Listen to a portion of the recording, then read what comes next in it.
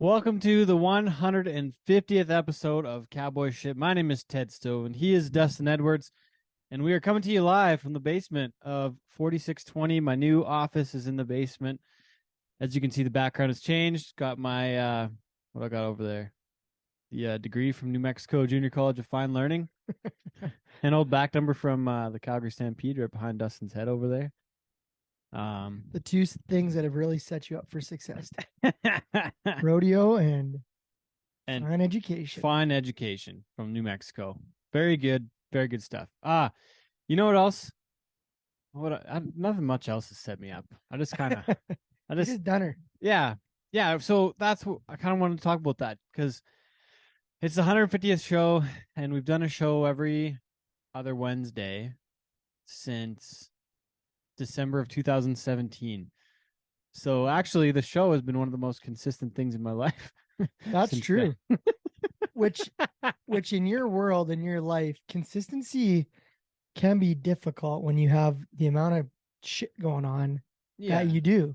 So it's a pretty impressive feat, because I think in the podcast world, and we've seen this in Western sports, especially in rodeo, podcasts don't stand the test of time due to the fact that they're inconsistent, right? There's not many. I think to have a successful show, and I don't even know if this show is that successful. I think, to me, success is having a show every other week. So yeah, because you probably don't feel like doing it some nights, like tonight. No, what time is it? It's like 10 o'clock on a.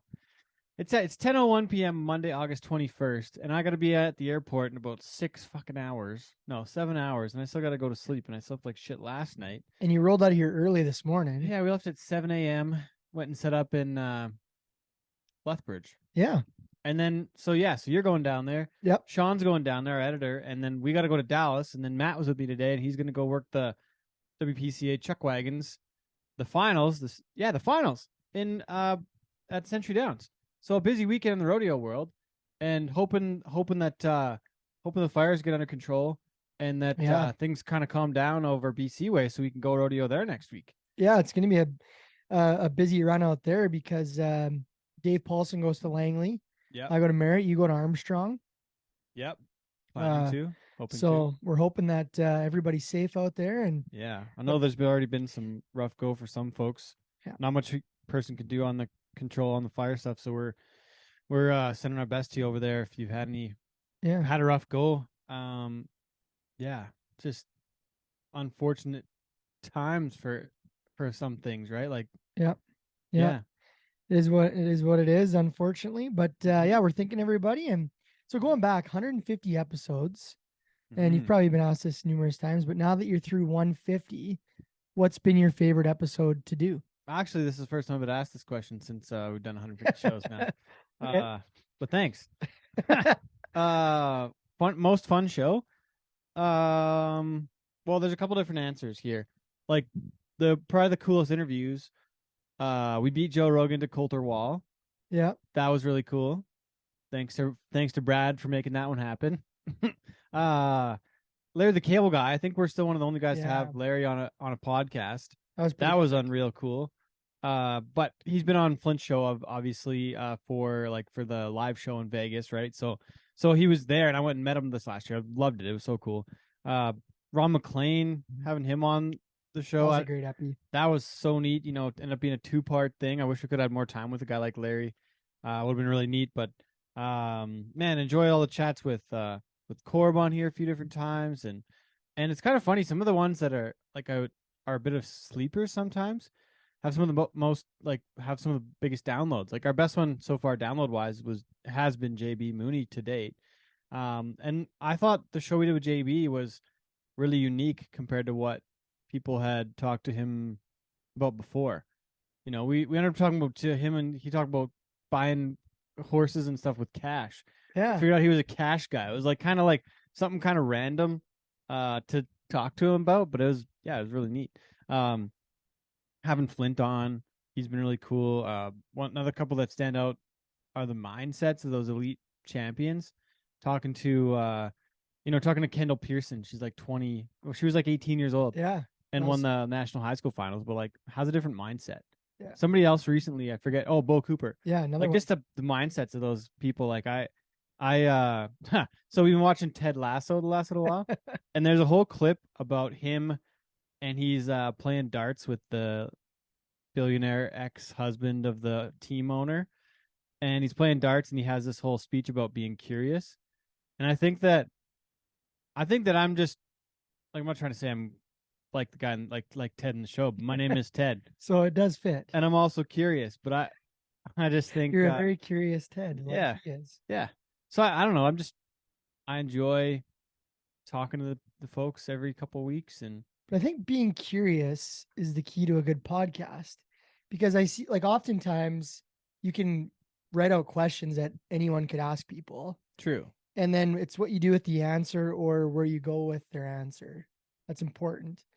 And I would say the growth that you've had since you started doing this, your curiosity level and human interest level and how you get things from people has evolved in a really good way. Hopefully, Thus in turn making your interviews better. hopefully. And I still feel like I'm nervous and I can't get where I want to go sometimes. but sometimes when you I'm don't know nervous where to you ask want the to go, question. sometimes you go places you didn't think you'd go on a podcast. True. And I've noticed that sometimes. Sometimes all of a sudden you get a nugget out of somebody Oh yeah. because you didn't mean to, if that makes sense. Well, some of my strategy on the show, honestly, is that it's not about me.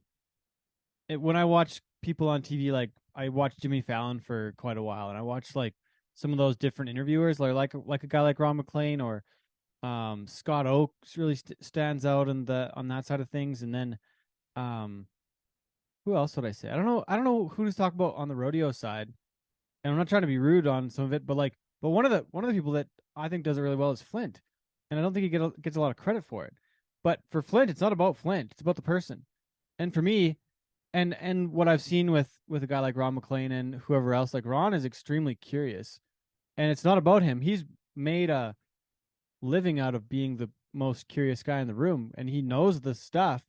But it's not about Ron. It's not like he's like, yeah, I used to play hockey and I used to do this and I used to, and then tell me about your experience. It's not like it has nothing to fucking do with Ron. It has everything to do with the person that we're talking to, and I'm the extractor of the story. I'm not the like, oh, come look at me, I'm a fucking Yeah. good interviewer.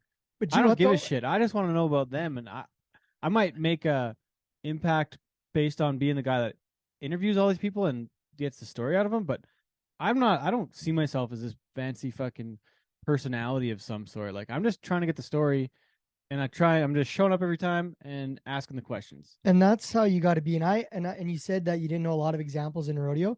I think sometimes in rodeo we're kind of bad for that. Like I'll see people do an interview with somebody just did something great. And it's like, I remember that time we were at the rodeo Yeah. 5 years ago and you were 3.2. And remember that? Yeah. Yeah. It's like they want to make themselves part of this story. Like, Yeah. and it's I don't know if it's egotistical or I don't know what the word is, but good interviewers, It's not about them. it's not about them. No, Yeah. not even a little bit. I think like someone like Dave's really good at like I was gonna say Dave that Paulson. Dave He would Paulson, be the 100%. example of someone who can turn a moment or something and pull something cool from that Yeah. and get a good story out of it. Yeah, 100%. And it's not easy to do that, but sometimes you got to get out of your own way. 100%. Because Yeah. I think some people that have might have trouble with interviews, and like I've never really ever talked about this probably publicly, but like some people are too in their own head to properly do an interview because they try to think about, they might think they have to do that. Or one thing that irks me in interviews is people that have to reply. I'm like, oh yeah, that's great, like cool. Like I don't think a person has to acknowledge the answer. I'm acknowledging your answer by asking you my next question based on what that answer was, because Yeah. I was listening to you. And a really good interviewer does a really good job of that. Well, I'm not Picking like up something from the answer to segue to the next thing. Yeah, it's not like I have all this stuff in my head and I'm like, okay, I got to do this, this, and this, and I got to ask that, and I'm like, no, fucking listen to the person, and do my best to do a little bit of homework beforehand, so I don't have to ask them a question that I could have figured out if I would have fucking done some homework. Yeah, no, it's a good point. And Anyways, and in bit the of a tangent. podcast world, and you know what, like I haven't done a ton of podcasts with you, but you've had points. I remember with Bo Cooper specifically, had all these notes and little points, and we had someone I else didn't have too. much though. There was one. Maybe it Ross wasn't Bo's. Cooper had a lot. You knew Ross better than, or you knew Bo better than me. Yeah. I didn't really know Bo, but I knew some of the stats and knew some of the info. But that's what I could find on him. At the end of it, sometimes you go through an hour and a half and you're like, geez, you didn't have to use that because there was so many things that kept pulling the interview in the right direction. So great. Yeah. A lot of the homework is like the basics to start the conversation and build the report to kind of get something going. And, you know, for a guy like Bo, I didn't know him at all. You had the instant connection because you guys have known each other for years. Like I don't think I've ever shook the kid's hand unless it was giving him a buckle at CFR that I kind of forgot about. Like I just don't remember now. But anyway, sorry. No, I mean it's cool. You're at 150. It's cool to talk about the back end of it and what got you here. And I think you know, again, 150 episodes. I know the podcast world isn't like it's not a new thing anymore, but it is relatively new. Like that's a pretty big achievement. Like there's a lot that have come and gone, more that have come and gone that have made it to 150. Fair. Unless you're sitting in your parents' basement banging them out every couple days. I don't know. But I haven't paid enough attention for what everybody else is doing. I'm just showing up and doing this. And yeah, here we are, 150 in. So we had a pretty fun show this week. Dustin, I'm sorry we ended up having two other announcers on the show. So yeah, had to partake. You had to jump on another thing. So but I'm excited to you know get through this and have a listen on their opinions because it's such an interesting topic, which is who's the greatest bull rider of all time. And it's something that I don't think, well, listen to the show and I'll talk with you again after, but yeah, I have a tough time defining this. It's very subjective at times to decide who's the greatest at what when it's different associations, different eras, different bulls. It's like talking to old timers who watched hockey and they're like, Bobby Orr's the greatest player ever. Oh yeah. You've never seen him play, but he's the great. Just take my word for it. Take my word for it. He was the best. He was so good. He was so good. And it's like, okay. Yeah. We get passionate about what we're part of. You know what I mean? Oh, yeah. 100%. And some of it's recency bias. Like a lot of folks would say JB Mooney's the greatest bull rider of all time. A lot of folks would think it was Lane Frost because he is the person that's most well known. Yeah. But he's not the best bull rider ever. But I remember when I was a kid, like not knowing what like stats meant. That was him. Because it was like, oh, Lane Frost is the greatest bull rider ever. Yeah, for sure. Whenever you nodded when you were on the buck and bull or the buck and barrel, you were Lane Frost. Exactly. But I mean, I think that bull riding has seen like a huge shift in the last couple of years with like the athleticism. Well, in the business, the bulls. Yeah, the last 25 years, honestly. But anyways, we talk about it lots in the show. It's a cool subject. Thanks for tuning in this week. And then we challenge everyone after to tell us their list. Love to hear it. But Dustin, we got a couple shows. You're going to, like you said, you're going to Lethbridge this weekend. We're going to go to Dallas in the morning. We're releasing a new line that you'll see, cowboyshit.ca. We'll have all those items for the public in probably the next month or so. They're awesome. There's some really cool stuff. They're already hitting some stores. We just dropped off a set of stuff at Western Stockman in Lethbridge. They've already got the new stuff. Lacey's been with us since day one, so I always make sure to give her a shout early on and get her some new stuff. So yeah, delivered it today.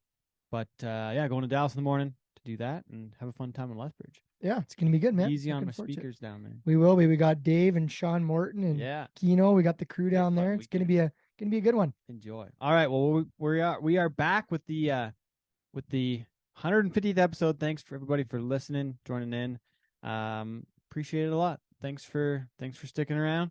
We'll enjoy the bulk of 150.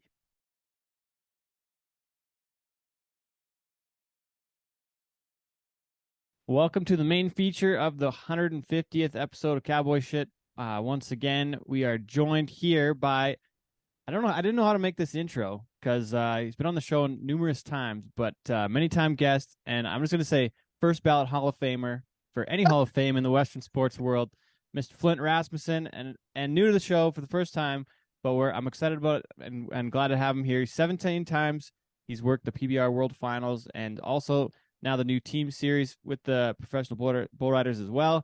Welcome to the show, Mr. Clint Adkins. Thank you both for joining us this morning. Dustin Edwards is on his way to the Saddle Dome, going to work this morning. So we're, it's a coffee podcast, but thanks everybody for getting there all together. Yeah. I don't know what this is going to look like on the final version, but as we do this, I feel like I'm in the Brady Bunch. Like, hey, Clint down there. And, hey, Ted. Yeah. Hey, I'm jealous of your shirt. Mine? Yeah. So Ted's got his cowboy shit, Cheyenne Frontier Days, and I got the world needs more cowboy shit. Yeah, no, I'm in this. Ted, come on, 150th episode. That is 150th episode, right? You got to give a little shout out. Even though you're the host, but I still have the nicest set. I think that's awesome. You do, yeah. It's an honor to have you on the show. Awesome. We're still running out of the basement, but it's all right. But Clint, send me your address. I'll get you fixed up. Chris will be at the warehouse tomorrow. So you guys, before we get going here, you guys were just in Anaheim. PBR Team Series we're in the second half of the season, and now it's a team series. Just give us a little rundown on how that's gone so far. I saw you guys in Cheyenne, had a good visit. Saw the team series events for the first time with my own eyes. I think it's a neat concept. I think it could change a lot of things. I don't know how. I don't know. I hope it's going well, in at the events. But how's it going for you guys so far? How's it been? Go ahead, Clint. Ted, I have to tell you, I'm intrigued by, after going through the process from start to finish on this, there is some very serious legs to this, and there's a lot of different things to discuss when you're breaking this down from my perspective, but I think you hit something very important. This thing has potential to solve a lot of problems. When you look at this from the inside of the hurricane, I guess, when you look at the problems that Western sports is having to deal with, when you look at the culture in the United States, when we talk about bull riding and where bull riders are coming from, this has the potential to help with that process. It also fixes one other problem. If you're a home fan, if you're in Austin or Kansas City or Nashville or Oklahoma or something along that, this gives a new dynamic for the fan to divest or invest some equity of their time and their emotions into bull riding that has never been there before. And I am seeing that manifest itself just through the home crowd experience that we've had. And now this is the second year, and our live show is totally different from what it was a year ago. But if Kansas City is any sample of what we're going to see going forward from a fan's perspective, and the league's got a long ways to go. There's a lot of left and right turns that we're going to take, and as we meander, it's kind of like we're meandering through a forest, trying to get out of it, and who knows which routes we're gonna take, and so there's a lot to this, and I think that it has a potential to really be a game changer when it comes to the sport, not only from the fans' perspective, from the bull riding's perspective, from the sponsorship side of this, from the the monetary what's the word I'm looking for, responsibility side of it. It brings more people, executives and more businessmen and women into the game that didn't have a say in it before. And so, I think when you look at it from a 35,000 feet perspective, there's so many different things that this thing could really take care of a lot of big issues that we're seeing. Because listen, just real quick, and not to really drill down on this, but listen, you got to be like living under a rock to not understand that marketing is changing also, and the way that sponsors are spending their dollars is changing, and so that also has an effect on a lot of things. So there's a lot of tentacles of this, and I think that there truly is something that is really cool coming out of it. And I know that I've seen it from a bull rider perspective this summer, going to some of the summer events. You're seeing some young men that I hadn't seen before, and I would talk to them and go, and they all go, yeah, I'm really hitting it hard. I want to be a part of the team's deal. And I think there's something to that, man. Let me expand a little on real quick on what Clint said, how it's changing some things. Let me throw this out. Like we can tour around in our regular season where we crown a world champion, like last spring and winter, we had record crowds everywhere. Like there's big crowds. So people say, well, we got huge crowds, this team's deal. Why do you need this? Well, we're in a city, I'll pick a city, people in Manchester, New Hampshire, we sell that place out both days and they go crazy, but they walk away and they may never look on their phone or on their TV the rest of the year and know one thing about bull riding going on, except for those 2 days in their city, and that's fine. And that's what we as rodeo people and bull riding people have lived off of our whole lives. So if we want to just do that, we're okay. What this does is perhaps this weekend in Nashville, Kansas City was a great example. Now this week we go to Nashville as we record this. Those people in Nashville are like, wait, this is our freaking team. Well, this is the Stampede. And they cheer. And maybe there's just a few of them. Maybe there are just a few of them that when they walk out, they go on Instagram and go, oh, Nashville Stampede. And they follow their team on Facebook and they follow them. So every day they get up and they drink their coffee and they scroll through their phone and go, hey, Betty or Sybil, whatever, those Nashville Stampede, they go to Austin this week. Man, they won a game. That's it. Maybe that little. And so it gets now good old rodeo and bull riding fans. Well, I don't like this shit. Even cheering for each other and high fiving. Well, that's okay. Wait till November and we'll start another season. Here, really quick though, there was a guy I'm at the NFR last year. And there's an old guy, and I can picture him, and Clint would know him if he saw him. He's a good friend of Chad Berger's, good buddy, and can't remember. And his seat was right beside mine. He had a single ticket in there. So he starts, first thing, people have, what do you think of this teams thing? And the first thing I want to say is, why do you give a shit what I think? Like, does that influence you? I said, oh, it's fine. He said, I don't like it. Well, thanks for asking me. He just wanted to vent. He goes, I don't like it. I don't like all that high-fiving and throwing hat bullshit and blah, blah, blah.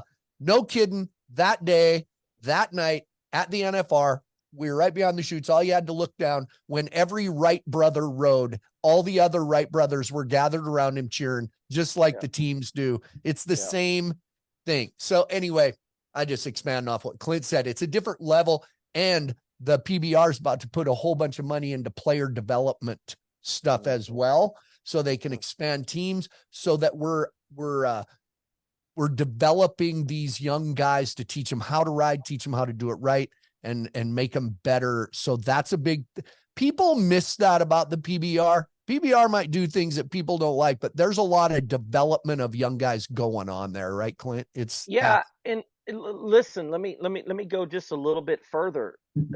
This is not so, well, we just want to be new and we want to be cutting edge. I think when you really peel the onion back, Ted, what you're going to find is this is addressing systemic issues that the C-suite executives see 5 years, 10 years, 20 years, 30 years, 40 years down the road. And I mean, we could talk all day long. Like this summer, I saw some of the greatest professional rodeo that I've ever watched.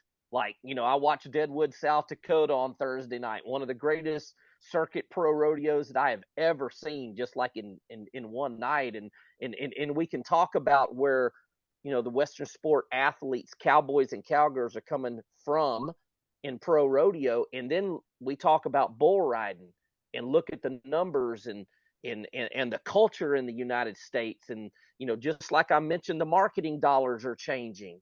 We're trying to create a solid, consistent fan base with which Flint hit on, and so these are reactions from forward-looking issues that are coming. And so I think that's another way to look at it. I think the status quo, if the league didn't decide to go and do this, they knew and know that they are running down a road that is going to be very hard to maintain if you had nothing but, let's say, just Brazilian bull riders. If you had no Canadian bull riders, no Australian bull riders, no American bull riders, and I mean, listen, we're not doing anything. The country isn't doing anything to foster the Western lifestyle, and so, you know, this is not just to be the new kid in town and do something new and, you know, a brand new shiny car or whatever it is. I think this is a reaction to where we are today and where they want to take the sport. And I think that's why the PBR teams was created. It makes a lot of sense. Even the NHL, National Hockey League, there's mostly Canadians on the teams, but the Colorado Avalanche or the Dallas Stars, the hometown crowd cheers for them because that's their team. It doesn't matter that it's a team of Canadians, but you know, exactly. Right. But it's a home, it's that team in that market. And that's it. Yeah, Go Clint, ahead. I want to, and then we'll kind of get to this, but I want to expand on, you bring up a really good point on something. And Ted, and the reason it stood out, what you just said, is Ted can relate being in Canada. You know, there's some stuff going through the Montana legislature right now to make rodeo the official sport of Montana and things. So there's local things.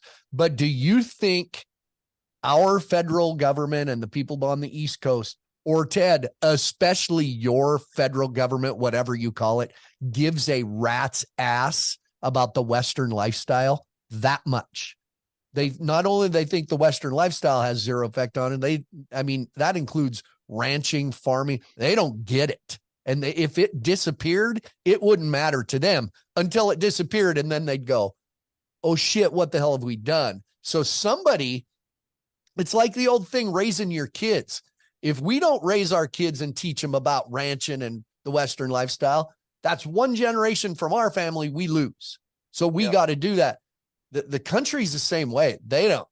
I mean, it's a battle for us in rural America, and not just rodeo, but just the ranching, any kind of Western lifestyle. It's a battle right now to stay alive, to keep it going. So if this is one way, like Clint said, if this is one way to do that and foster new riders and new fans, then I guess it helps. So there you go. So when everybody starts going, you know, I get messages.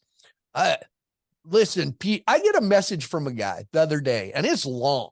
Flint, maybe you'll answer me. I've emailed the PBR like 10 times and they won't respond. And I told him I'm pissed about this team shit and I'm not watching again until they get rid of it. Why won't they respond? Maybe you will. And I responded with, what is their response supposed to be?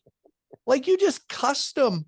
You're taking the time 10 times out of your day to send them a message, but you won't turn on your freaking TV and watch bull riding. I said, you're missing out. I said, here, I'm answering you. I don't know what you want. Like, I mean, it just baffles the shit out of me. Like, you know, somebody takes the time out of their day to comment on the Montana State Bobcat football team. They suck. But here you are, you know, you took. Do you have that guy's email address? It was a direct message, but I still have it. Yeah. Oh, I told him I have a lot of shit in my life that causes me more stress than bull riding on TV. Oh my gosh. Yeah. Oh, speaking of comments, Flint, I had this one from our editor, Sean Morton, just going on the other side of things, just to mess around. But Sean was wondering. He said, "Was it strange that the PBR CEO announced your retirement before you did? Was that a okay? So I wasn't gonna say any. It was not. It was never going to come from me. It was going to come from the organization. Like okay. That was the plan. I owed it to the PBR. I mean, I worked for the PBR. That's where I've been the last years. It needed to be an official news release. That was completely. I informed them. They typed up a press release, sent it to me to read and approve. I made a couple little things. That's not right. And then it was going to come out at 8 a.m. on a Thursday morning. Sean just had to put his own post out the night before in his words. I just wanted to get ahead of it a little bit. I'm like, Sean, Come on, man. Mr. Gleason, the commissioner or the CEO.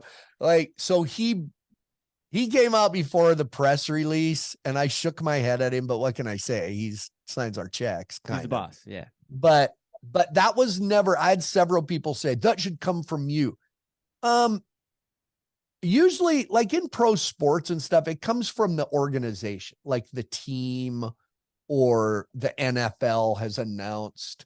That was the way to do it. I didn't want to, and plus I didn't want to be, hey, everybody, I've decided to call it quits. What do I do? Do I smile? Do I put a fake tear? Do I, so I just needed it to come from a source, and PBR has more people that follow them than I do. That was the plan. But Sean did beat it by about 12 hours. And somebody texted and said, oh my gosh, Sean Gleason's post, I didn't know you were retiring. I went, what? Oh, no. And I went on and went, you fucker. Like, I wasn't mad. It just, it's just like, oh, dang it. Okay. I didn't know. Like, we call that like at the NFR. They always had this thing. We call it the Sonny Linger statue. Sonny Linger was the shoot boss or the rough stock guy forever. And they got him in front of the shoots and thanked him for all his years of service and gave him a statue. And he didn't know he was quitting. Like, like, what? What? So, yeah. Wait, what? So things are going good on the broadcast though, and you're enjoying the next piece. That's kind of the wrap that up. As long as people never again ever say, do you like TV better than being in the arena? It's like, I did that for 30 years. You think all of a sudden 3 weeks into it's nothing like I said this on my little broadcast the other day. If you ask an NFL football player 1 season removed from playing at the highest level of his profession, and he goes into the booth and you say, oh my God, do you like commentating better than you did playing football? He'll punch you in the face. Like, that's right. That's dumb. So no, I don't like it better, but don't put me in. When I say no, I don't like it better, then people are like, oh, geez, you don't like it, huh? No, I like it. I don't like it better. Yeah. Like, my knees don't hurt as bad. So. Yeah. I miss you. I know, Clint. I am right below where he's announcing from, and I got my IFBs, and he goes, hey, he yelled at me, and I pulled my ear out. He goes, get your ass out there. Just get out there. He's yelling at me. Well, okay. One more thing though. Who the heck, there's a shortage of entertainers in our business everywhere. I think, like Brinson comes to our shows from Florida because we don't have very many people in this business that are doing that. Like, number one, what's the issue? What's going on, and who are the next people that are going to do this? He's coming to Nashville. Brinson. Oh, he is. Yeah. Right. Yeah. Well, Ted, here we go again. I mean, this ought to be Ted, this ought to be one of the ultimate qualifiers that something's broken, like that we have a problem. I'm not going to go back and relitigate what I said a little while ago about why I believe that the team was created, but you just when you guys on the table a question, and there's got to be a reason for that. If 30 years ago there wasn't a problem with that, and you had a lot of heck, go back to those days, Leon Coffey, Quail Dobbs, I could just go on and on and on. Well, the reason, and you can't lay the blame of this all at the feet of Flint. He was just doing his job, and he redefined a whole genre of how you do something that I would assume that he probably took about half the eligible candidates that said, I think I might want to go do that. And then they see Flint, they go, well, probably not. And, but that's not Flint's fault. And True. So, you got to ask yourself, well, why is that? And there's got to be a really good reason behind it. And I know that I miss Flint in the arena because what we're doing is it's heavy. Like bull riding is heavy when you look at it from a psychological standpoint, from a fan standpoint. You ask yourself the question of, and I'm getting to Flint here. I'm not going to go too far down this rabbit hole, but Down that rabbit hole, player. I know. Down that rabbit hole. I know, but you ask yourself a question from a fan's perspective when they buy. Why do they buy a ticket?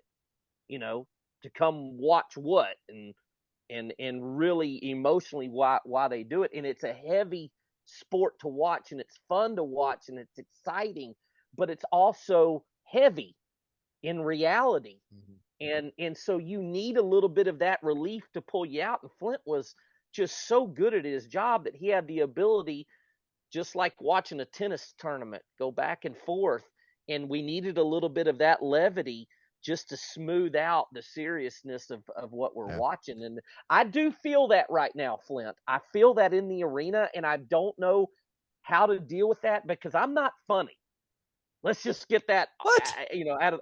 Oh, come on. Don't even start that. Yeah, but so Brinson's coming to a few of them, Ted, and the teams thing, he fits pretty well because it doesn't take a lot of talking. And that, I think people didn't see that in my career. It wasn't all vocal. It was visual. Action. It was engaging, just engage. Look the people in the freaking eye, and Brinson fits the teams deal because it doesn't take, there's different timing to those team shows than normal, but even there's different part of the deal with PBR is, when I announced I was done in the dirt, it was kind of entertaining, but kind of irritating where people, well, I hear Justin Rumford told him no, and it's going to be John Harrison. They're picking all these rodeo guys who are great rodeo clowns, but all the years that I did the Unleash the Beast or Built Ford Tough series, I kind of developed what that character and what the role of that position was. So to just take a guy and think you can throw him out there, oh, he's a good rodeo clown, go ahead. And those guys are great. It's a different game. So it's almost like the PBR has to kind of reevaluate and go, okay, which person can handle what we're doing and fit in? And we're bringing up Brinson because when available, he's doing some this fall, but Matt Merritt has done a lot of the velocity tours. So he's got that TV commercial structure. What are we selling down in his head? It's not a plug in and go. Rodeos do it every year. They'll have Justin Rumford 1 year, John Harrison 1 year, and then they'll get JJ Harrison 1 year and they plug them in because you're just in and out. Mm-hmm. It's different. It's a different game. Yeah, entertainment wise it is. But what I think there's a shortage of a lot of guys because I think they want the life, but they don't want the grind of looking those people in the eye and going. Yep. And when I stepped in that arena, I looked at those people and went, all right, what have I been dealt today? What can I do? I wasn't thinking about getting back to the trailer and having everybody gather around and we'll start a fire and play the guitar. I don't give a shit. I didn't give a shit about it. No. Anyway, there you go. One thing you guys have mentioned is the development of the bull riders. And I've said it before that I think the development and the investment dollar wise was really lacking and has been lacking on the development of the bull riders over the last probably 15, 20 years, where the bulls, all the money's been on the bull side the last 20 years. So I'm glad to see that. I'm glad to hear that that's in the works. So I just want to put that in before we get into our talk. We're already half an hour in here and we haven't even got to the topic yet, but we had to get to a few things. But I talked to you guys last week and I said, for 150th show, I'd love to have you guys on because, and have the conversation about the greatest bull riders of all time because, and I asked you guys because I think that both of you, there aren't likely many other people that have seen these guys ride most of these bulls over the last, 15, 20 years, right? So I don't know if there's anybody that has. Like I would say Jerome Robinson did before he passed away. He'd probably seen more than you guys, but you had been at all these events for the last, he would have been a guy that had seen all these guys ride, and he would have been able to tell us. Jerome Robinson, right? Yeah, that Jerome Robinson knew more about bull riding than I always hear this guy knows more about bull riding. Hey man, I know. Well, I do. I know another guy, Jerome Robinson. And I've discovered being I'm in a position on TV behind the chutes and I think they kind of wanted my role to be, me and Luke Branquino, where we say, hey coach, what just happened there? Let's get a word. Flint's down there with such and such. I don't enjoy that as much. what I'm catching myself doing is watching a guy get ready in the chute going, he's dicking around in there, or he knew that bull was going to do this. I've discovered, I do know bull riding. The problem is I don't think people look at me that I have that sort of, what's the word I'm looking for? Well, you're supposed to be the funny guy, not the actual. Yeah. Expert What in does the he sport. know? Well, I've had Yeah. people say, you can talk about bull riding. I've watched a lot of bull riding. So I do feel like that. And Clint's the same way. Our jobs all these years, we're watching everything. Like, you got to pay attention, and by assimilation, you kind of can pick apart a ride, see what somebody's doing. And Clint's an old twister himself, so. Yeah, but never on that level. But yeah, I hear you. I've always said I've been extremely fortunate to have watched the best bull riders in the world for so long. So I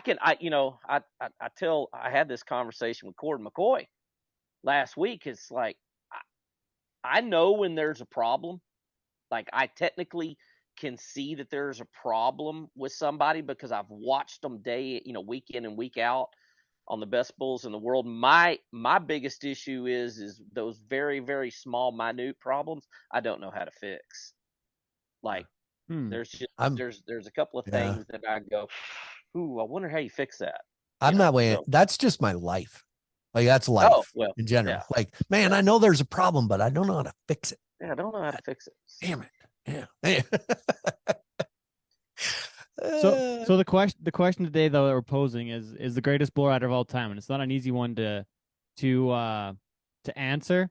But are we doing the greatest one of all time, or are like 10 best? Top 10? Yeah. Okay. Yeah. Greatest ever. Yeah. Top 10. Do they got to be in order? Do they? I kind of wanted to get them in order. I would like to. I know it's not going to be easy, but that's the intention. That's what I want to try and do. I know, but you're shaking your head because it's hard. But I made this list, and we've done a few before. Like I was saying before we got started, and all the ones that I did previously, it seemed like the order was pretty proper. It seemed like it was right. But this one I'm struggling with because I put all this data together, and now I feel like I'm completely wrong. So I don't know. There's so many. But Ted, we were talking before we started recording, and we saved some of our comments. Here's the issue with bull riding. There's just so much of it. Like, you can look at bareback riders and bronc riders, and really there's one outlet for the last however many years, and that's professional rodeo. If you can get statistics, you can get that data, then it gives you a pretty good. I mean, we could sit here and go through the best bronc riders in the world, and it's pretty straightforward. The problem with bull riding is there is now different outlets. You have the PRCA and you have the PBR. You got guys that did both early on. They all did both. Then there's, people. It's a hard thing to track. We don't have statistics from the older guys like we do to the younger guys. I mean, every out they take in the PBR, they record the bull, they record the guy. There's so much that it is hard. How does this guy compare? Okay, Sage Kimzey has won all those world titles, but he never rode in the PBR. So does that put him on what level? A better level, a worse level? It's hard. They're just a lot. And listen, Ted, if you'd have asked me this question in 1975, it would be different than what it was in 1985, 1995, 2005. So, man, we can attack this from so many different angles, and if you want to get down to 10, I feel good at getting down to 10 of them, and I see no problem with the 10 that I have, of the 10 bull riders that I've seen on the list, and of course of the list that you put together, that would exactly have been the 10. But I believe that we need to expand on that conversation because there's so many different qualifiers. And I've said this on another podcast here a couple of weeks ago. Without Freckles Brown, Larry Mahan, some of these greats in that genre, would there have been a Don Gay? Without Don Gay, would there have been a J.W. Harris? Would there have been a Sage Kimzey? How much influence? We know how much influence that Freckles Brown had in that friendship with Lane Frost. Well, Freckles and Lane Frost. Yeah. They had a great relationship, and look what Lane's career did for rodeo and bull riding, and we could talk about JB Mooney, and I got somewhere to go with him too. So it's that whole generational thing. Listen, basketball's been through this. Bob Cousy, old black and white film. Bob Cousy was one of the greatest point guards of all time, playing for the Boston Celtics. That sumbitch couldn't shine Steph Curry's shoes right now in athletic ability. And it's the same in his time. He was that. So he was good. But when you're judging who are great players, is he or isn't he? Now in basketball, I tend to say Wilt Chamberlain is one of the top 5 basketball players of all time. Well, what would he do now? Well, he'd be really tough, but I tend to give him credit basketball more than I do in rodeo, because I think there's a marked difference in we have a factor they don't have in other sports, and that's livestock, because the livestock they are getting on at every level now, from bareback horses to saddle bronc horses to bulls, is at a so much higher level. No matter what the old farts say, it's a different level. So that factor comes into me when I say who's the greatest. Yes, Freckles, Brown, Larry Mahan, they were some of the greatest. Larry Mahan, I mean, he was a game changer in everything, marketing, superstar. That doesn't mean he was one of the greatest bull riders of all time, right? But I give him that credit, but I think it's a little different scale. Anyway. I'm so, I don't know what to do now. I feel like should we just say the greatest bull rider of all time is Canadian Cody Snyder and call it good, Ted? Is that where you're getting at? Sorry, Cody, but no. Cody was a bit, I think Cody was a bit sad when we had Daryl Mills number 1. We talked to him about it quite a bit. Because if you look at all the different things that Cody's done since, and no offense to Daryl has put on an event for a couple of years, and he's got his kids in the high school rodeo ranks now and whatnot. But like, if you counted everything Cody has done outside the arena, Cody is absolutely number 1 on our list of the best bull riders, the greatest bull riders ever from Canada. Like, absolutely number 1. But I couldn't quantify that part of I couldn't quantify that, so I couldn't justify it at the time, right? But absolutely number 1. He's such a great story, Cody Snyder. Oh man, and leaving home, he's 16, 17 years old and goes to Texas, and so neat. That guy is amazing. And injury, he had a bad wrist, that cost him years. And anyway, everybody's got one of those. Yeah. Oh yeah. Anyway, how are we starting this? What are we doing? Are we each giving our list, or what? Come on, Ted, you're the host. You tell me. Okay, so what I've done previous is I've put I've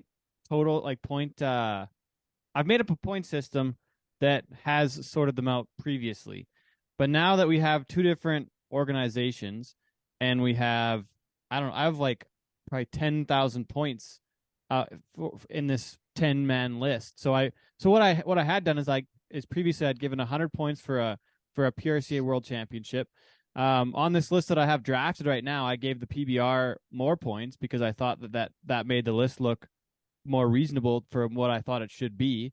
I gave NFR qualifications points, PBR World qualifications points, PBR finals wins, and NFR aggregate titles points as well.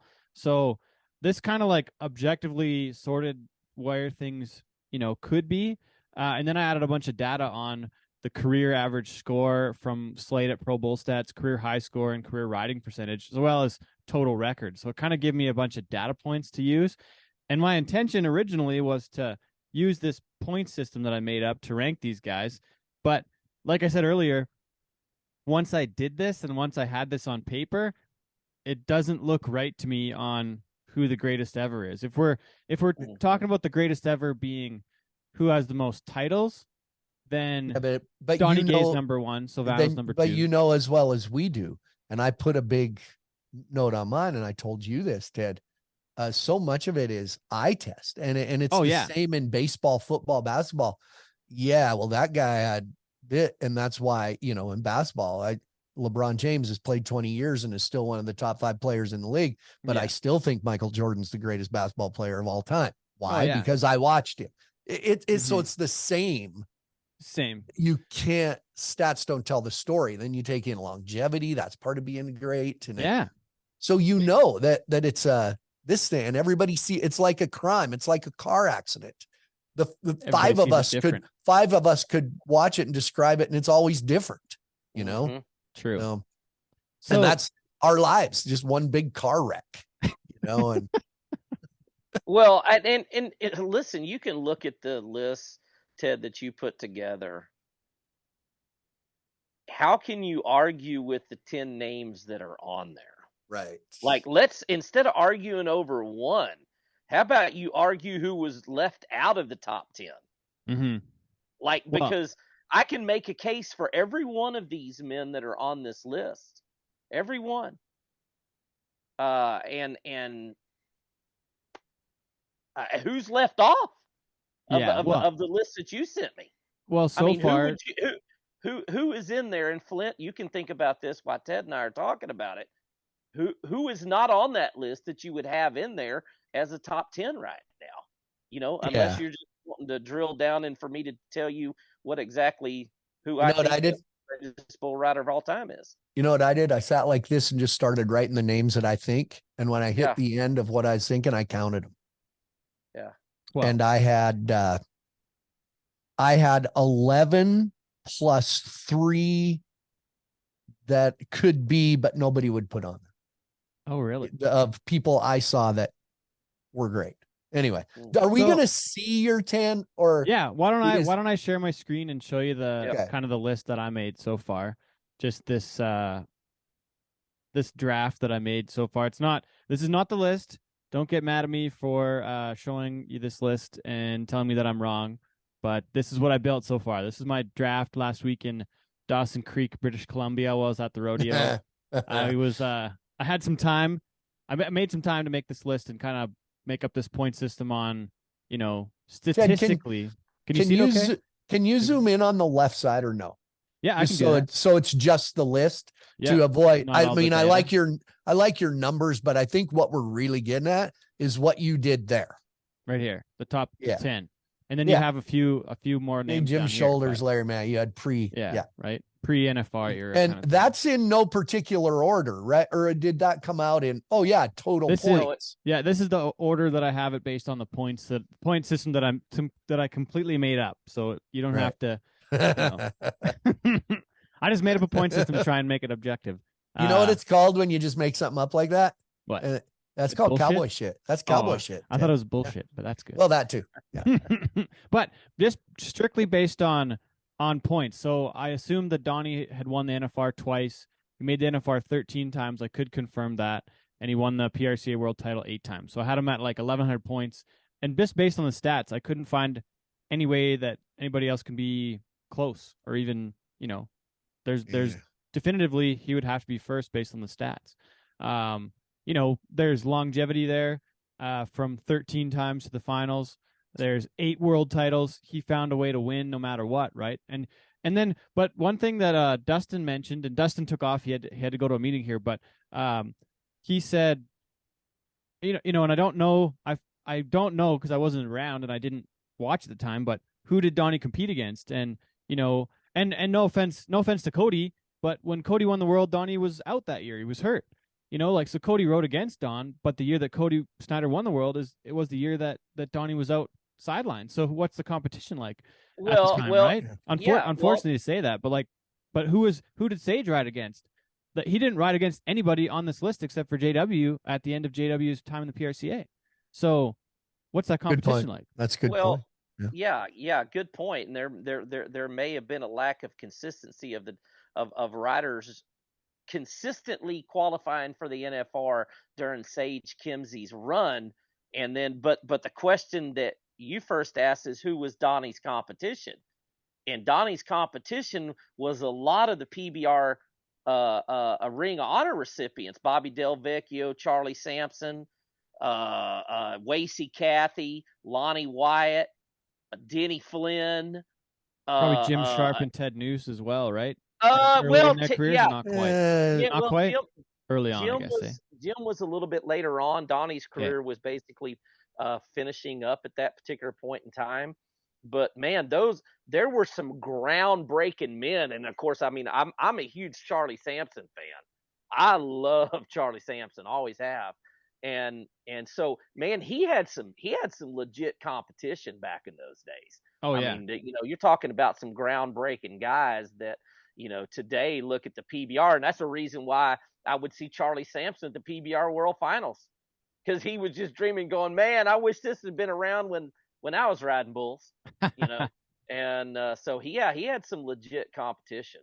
It was. Yeah, I'm not trying to knock it. I was just trying to say, like, no, it's a good point. Yeah, what's the competition? Because if we look at this, Silvano, JB, Jose, they all rode at the same time. Yeah, and then you have Chris riding against Adriano, and at times McBride, right? Yeah, so those guys completely. are similar era. Yeah. Then Sage is out on his own, essentially in the PRCA side of things. And then Tough technically would have been a different era as well, right? Because he was together. He was kind of early on, like, but not the same time as Chris, because he was doing his own thing. Kind of the same time as Adriano, so you could kind of say, completely the same time as Adriano, and Ted Noose, Jim Sharp, Lane Frost. They're all on the bus. Like, so on that was a glory era of bull riding. Like, it was right. crazy. Yeah, absolutely. Yeah. Where those guys are all in the green kind of thing, right? Yeah, and then you snuck in a Michael Gaffney and Owen Washburn and Troy Dunn. Troy Dunn. He's one of those additional, Yeah. And that's that eye test thing. Troy Dunn doesn't show up on a lot of things, but just like Brendan, I had recorded something with as we do this, a podcast of mine just came out, and in Brendan Clark's eyes, Troy Dunn's one of the greatest bull riders of all time. Yeah. He'd come to go to 2 Built Ford Tough Series events and freaking fly all the way home to Australia and then come back, and beat up a lot of people. I mean, that's got to count for something. Just being dirty tough. Yeah. So anyway, it's interesting when, So I'm looking at that, and Silvano rode against JB and Jose, right? Like, he beat those guys to win those world titles, even if the point system. McBride too. Yeah, right. Absolutely.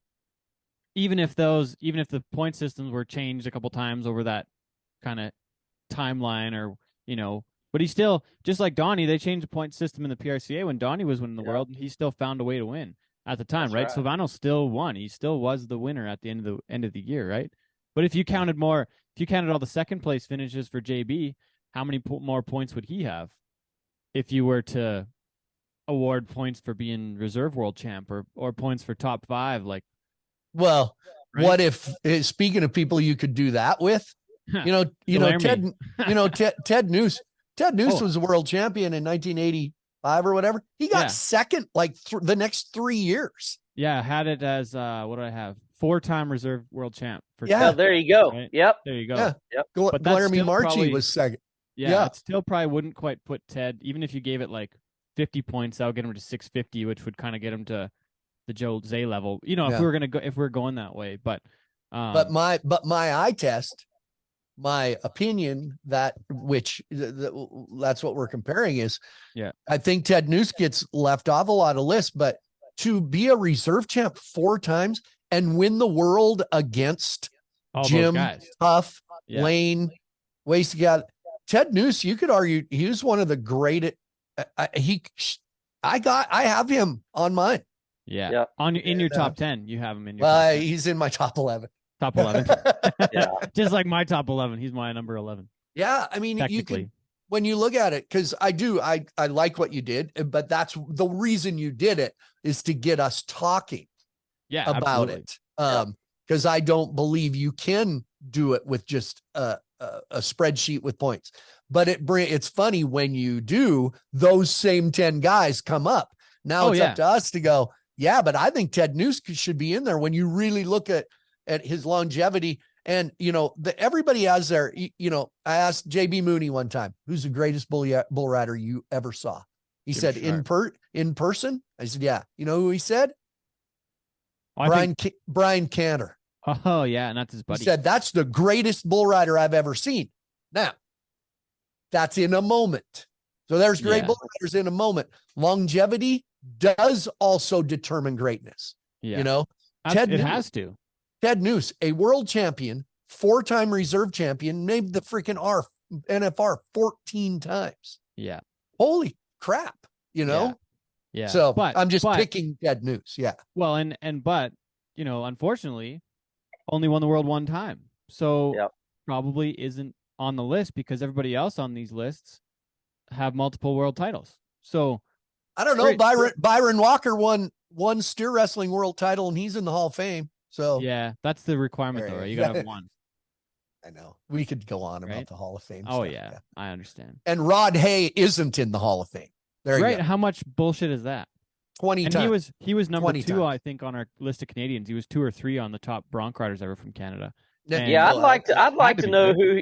Yeah, I'd like to know who he pissed off because that I do not get that. Well, you can't because the PRCA, the Pro Rodeo Hall of Fame, their first criteria to get in the Hall of Fame is to be a world champion. Yeah. And Rod Hay made the NFR 20 times. Yeah. Greatest bronc riders of all time. If but nothing else for what he did, but he didn't win a world title, so he's not. I've been campaigning against that. Yeah. Yeah. But Rod also rode against Billy Etbauer and Dan Mortensen. So if those guys weren't winning, right, like those guys, he rode against the toughest ever, the best ever, and he was second fiddle to them. But he just never won. So the dude was a bona fide warrior. Oh yeah, and I enjoyed watching that guy. Yeah, and the year he was going to win it. Here we're getting off on bronc riding. I know. He broke his leg in the fall, and then just in the summer, the same, and never was the same. In Innisfail in June, it was June. Oh, it was the day that I filled my permit. He was like, he had $100,000 won. Yeah, I was there that day. Crazy. Yeah, he was so good. Oh, so good. And he was like 40, but he was like just kicking ass. So yeah. Anyway, anyways, sorry. Go ahead, Clint. No. I mean, I'm just going back to your list, and I was intrigued, and you had highlighted basically by generation, I guess, when you are our eras, and you had Donnie one color, you had Silvano. Yeah, there you go. And so Flint, I mean, geez Louise, we've got numbers today. So let's go back and talk about the one thing that's not on here. And it's tough because we don't have the numbers, the bull scores from Donnie's era. We don't have them from Donnie's, correct? Yes, right. But I do have some of this data here that I think sorts it out a bit more. A little bit, just with Silvano's average score 84 and his riding percentage is 46. So how is he the second greatest of all time if he doesn't have as good of percentages as Jose with here, but it's a smaller sample size at 571 outs compared to Silvano at 1,300. Yeah, and I got to put Jose Vitor Leme on the list, but right now, you know how you just feel like, well, he hasn't been doing it long enough to say he's the greatest bull rider in the world ever. It's true though. He might be. When I watch him in a moment, I think that's the greatest freaking bull rider I've ever seen in my life. But it's like, it's hard to do that yet. I don't know. But he rides. Let me tell you, Jose Vitor Leme, it isn't just have a high riding percentage in general. He has a high riding percentage on bulls that nobody else on this list got on. Right. Consistently every day.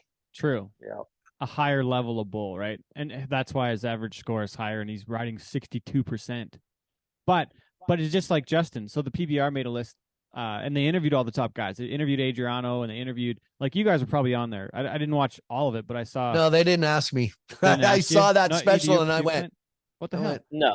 Yeah. I watched all these rides. But I saw all these guys, and it was like McBride and Adriano and Ty and Cody and like all these guys that were PBR founders. But the only problem that I found with it was there was no data to back up their. It was strictly opinion. And just for shits here, I wrote down their list, and they had McBride at number 1. And I remember seeing actually, I think Cooper was definitely interviewed for it. Cody was, Adriano was. I don't remember seeing if Chris was on there or whatnot, but like they already had Jose number 5, but I don't know how to put Jose ahead of Silvano. Like I don't know how anybody's ahead of Silvano at number 12 when he won the world 3 times. Like it just seems right. a bit.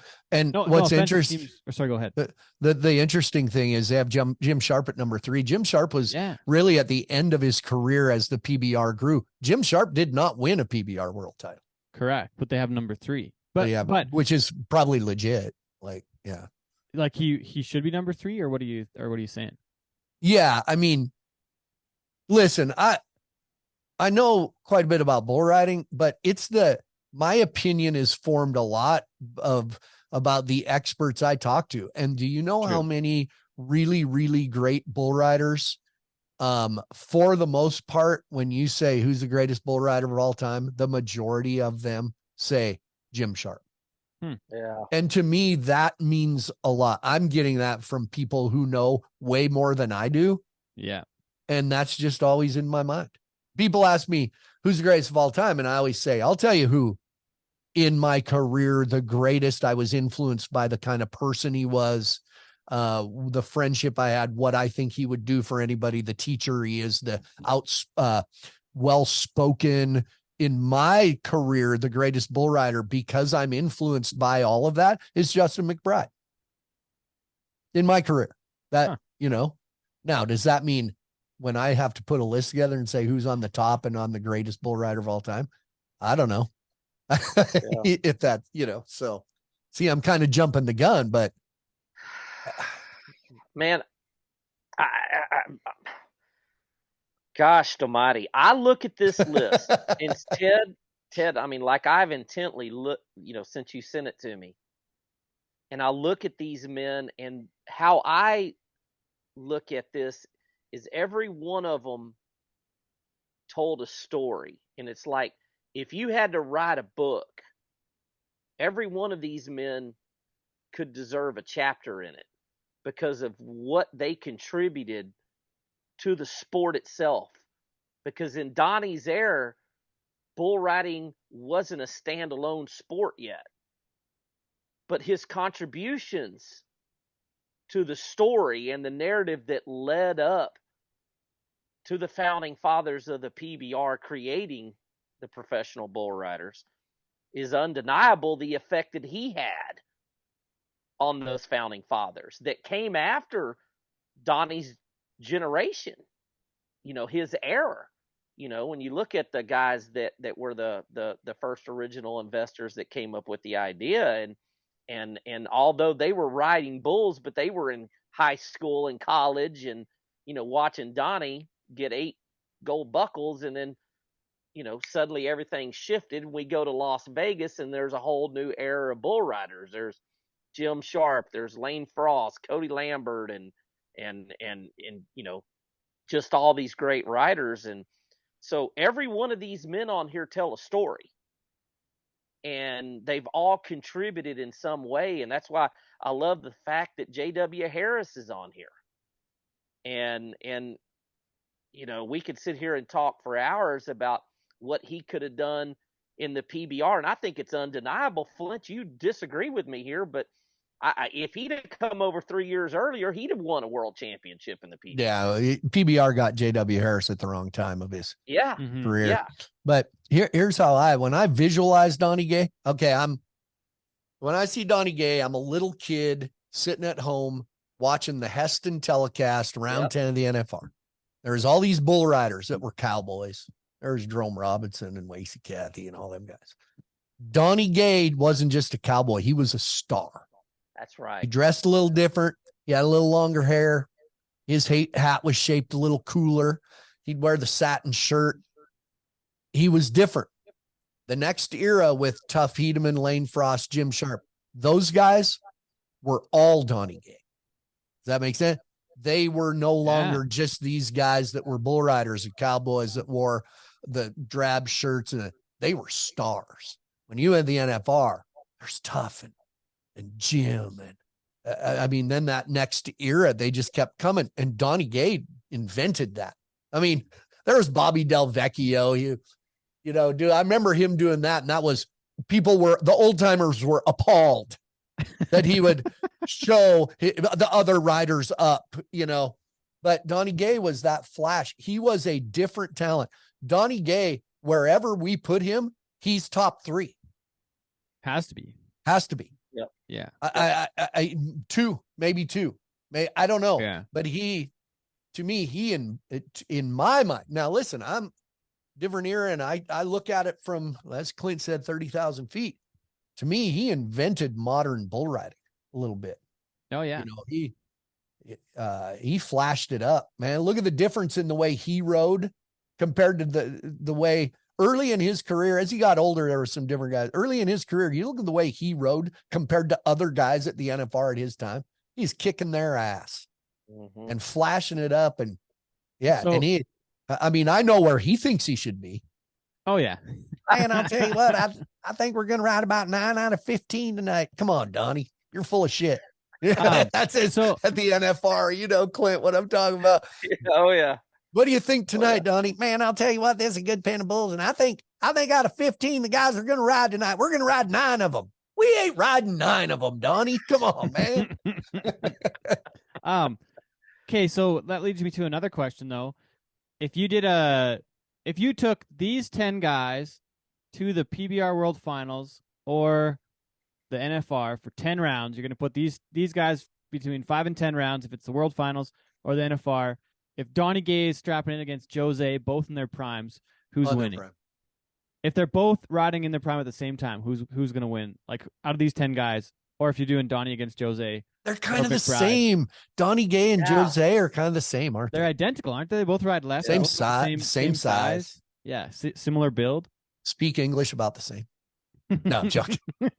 That's funny. That's a joke. We all know Jose speaks better English than Donnie Gay. But that's the next question, though. How do you rank them then if they're all riding against each other? I think Silvano and Adriano probably ride 9 or 10 bulls, or they might ride 9 or 10. Like, there's still those guys that are going to ride a lot. But you're going to get JB's picking the rank ones every night, and he's going to ride and make some really big good way to look at rides. Chris is going to spur a couple down. McBride's going to float around and knee up and ride them really nice. But that's what we try to do in other sports. If you take them all in their prime, you know, you're looking. Yeah. Oh, good question. Yeah. Adriano rode 10 at the NFR, didn't he? He did. Yeah, he did. Yeah. Jim Sharp, Adriano He's the only Marias. guy on this list to ride 10 at the NFR, as far as I know. Well, I have Jim Sharp. You have Jim on your list, yeah. Yeah. True. And then Norman Curry was the other one. Yeah. 10. Well, and if you go back further, there was a Canadian guy. I forget if it wasn't it? I don't know if it was Leo Brown or Bob Robinson. One of our guys from up home rode all 8 in Oklahoma City. When back it was in the day. 8? When it was 8, yeah. I forget who it was now. I don't have that name memorized. But anyways. You know, the thing that intrigues me about Marias, and I think that there can be a case to be made for this, when you look at the span of time of his 3 world championships in the PBR, you can make the case that his final world championship, we hadn't hit the crescendo of where bulls were going, but we were headed in that direction when he won that final world championship. The bulls that he faced that year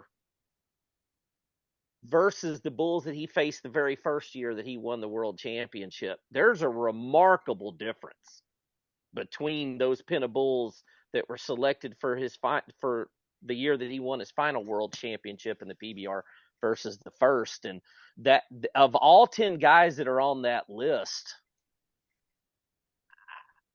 I mean, I truly think he would be the only one that you could quantify or make the statement that he saw modern era bulls. Like those pin of bulls that he had that year. Flint, do you agree or disagree? Yeah. I'm not saying that they they're were the same just Penn starting State, to, but they were just starting to like really. It was a different. The big, the bushwhackers hadn't come yet and whatnot have you. But man, gosh, almighty, he could. An argument could be made that he's seen the old school bulls because the first 10 years, 15, 12 years of the PBR, maybe 15 years of the PBR. Those were almost the same type of bulls that they were getting on in the late 80s, early 90s. Yeah. In the span of, Tough Hedeman's World Championships and, whatnot have you. But I don't know. That's one thing that I think about when I look at that list and putting in the qualifier of the type of bulls, because we haven't even drilled down on that. But yeah. Anyway, well, and we could do that for 2 hours, but I don't have 2 hours. So yeah. Got to make your flight still. Yeah, I do. Like I said earlier, there are so many guys that I admire and respect and have so much more knowledge than I do.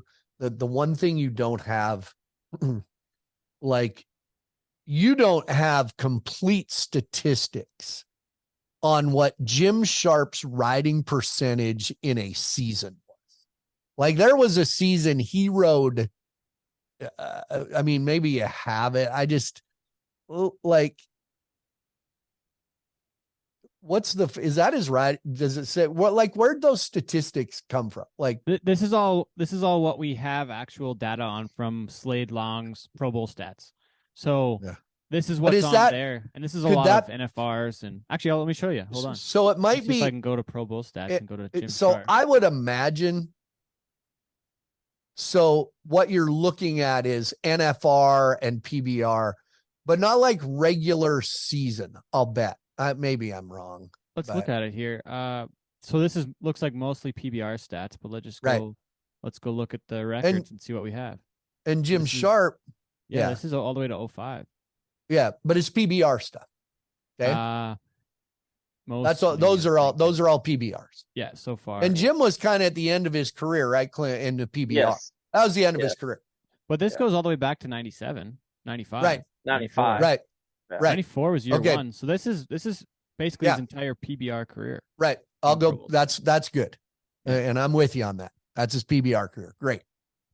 But do you know, have you ever heard people talk about what his riding percentage was in a rodeo season when they go to 100 rodeo? I've heard. Yeah. Their seasons. But how legit is it though? Well, either way, you're getting on 100 bulls a year and riding 90% of them. Yeah. So but no what matter was the actual what number, I wonder. But no matter what you're getting on, that's where people say there was a time he rode like 30 some bulls in a row. Yeah. And that comes from like Cody Lambert telling me. We went somewhere and he just rode everything. You know what Cody Lambert told me about the movie 8 Seconds? The guy that got screwed the worst in the movie 8 Seconds was Jim Sharp, because Jim Sharp traveled with him the whole time. But what Cody said was, well, he didn't really fit in a Hollywood movie because he never bucked off and he didn't say shit. So he never talked and he never bucked off. He said didn't fit in the movie. So they eliminated him out of the movie. So it's kind of interesting. He was too good, you know? Yeah. So I don't know. Flint, I remember watching the NFR telecast, and for the life of me, I can't remember who was commentating it on those, when back in the day when we only got the 10th round. And we didn't have enough money to have satellites, so I didn't get all 10 rounds back in those days. But I do remember the commentators talking about so many times over and over and over again, he just made them look too easy. Yeah. He just made them look too easy. Ted, I do remember, and the reason I said, yeah, that's PBR, I wasn't brushing you off. Yeah. But I remember being in the arena and Jim Sharp bucking off bulls, and it just was, he was getting older.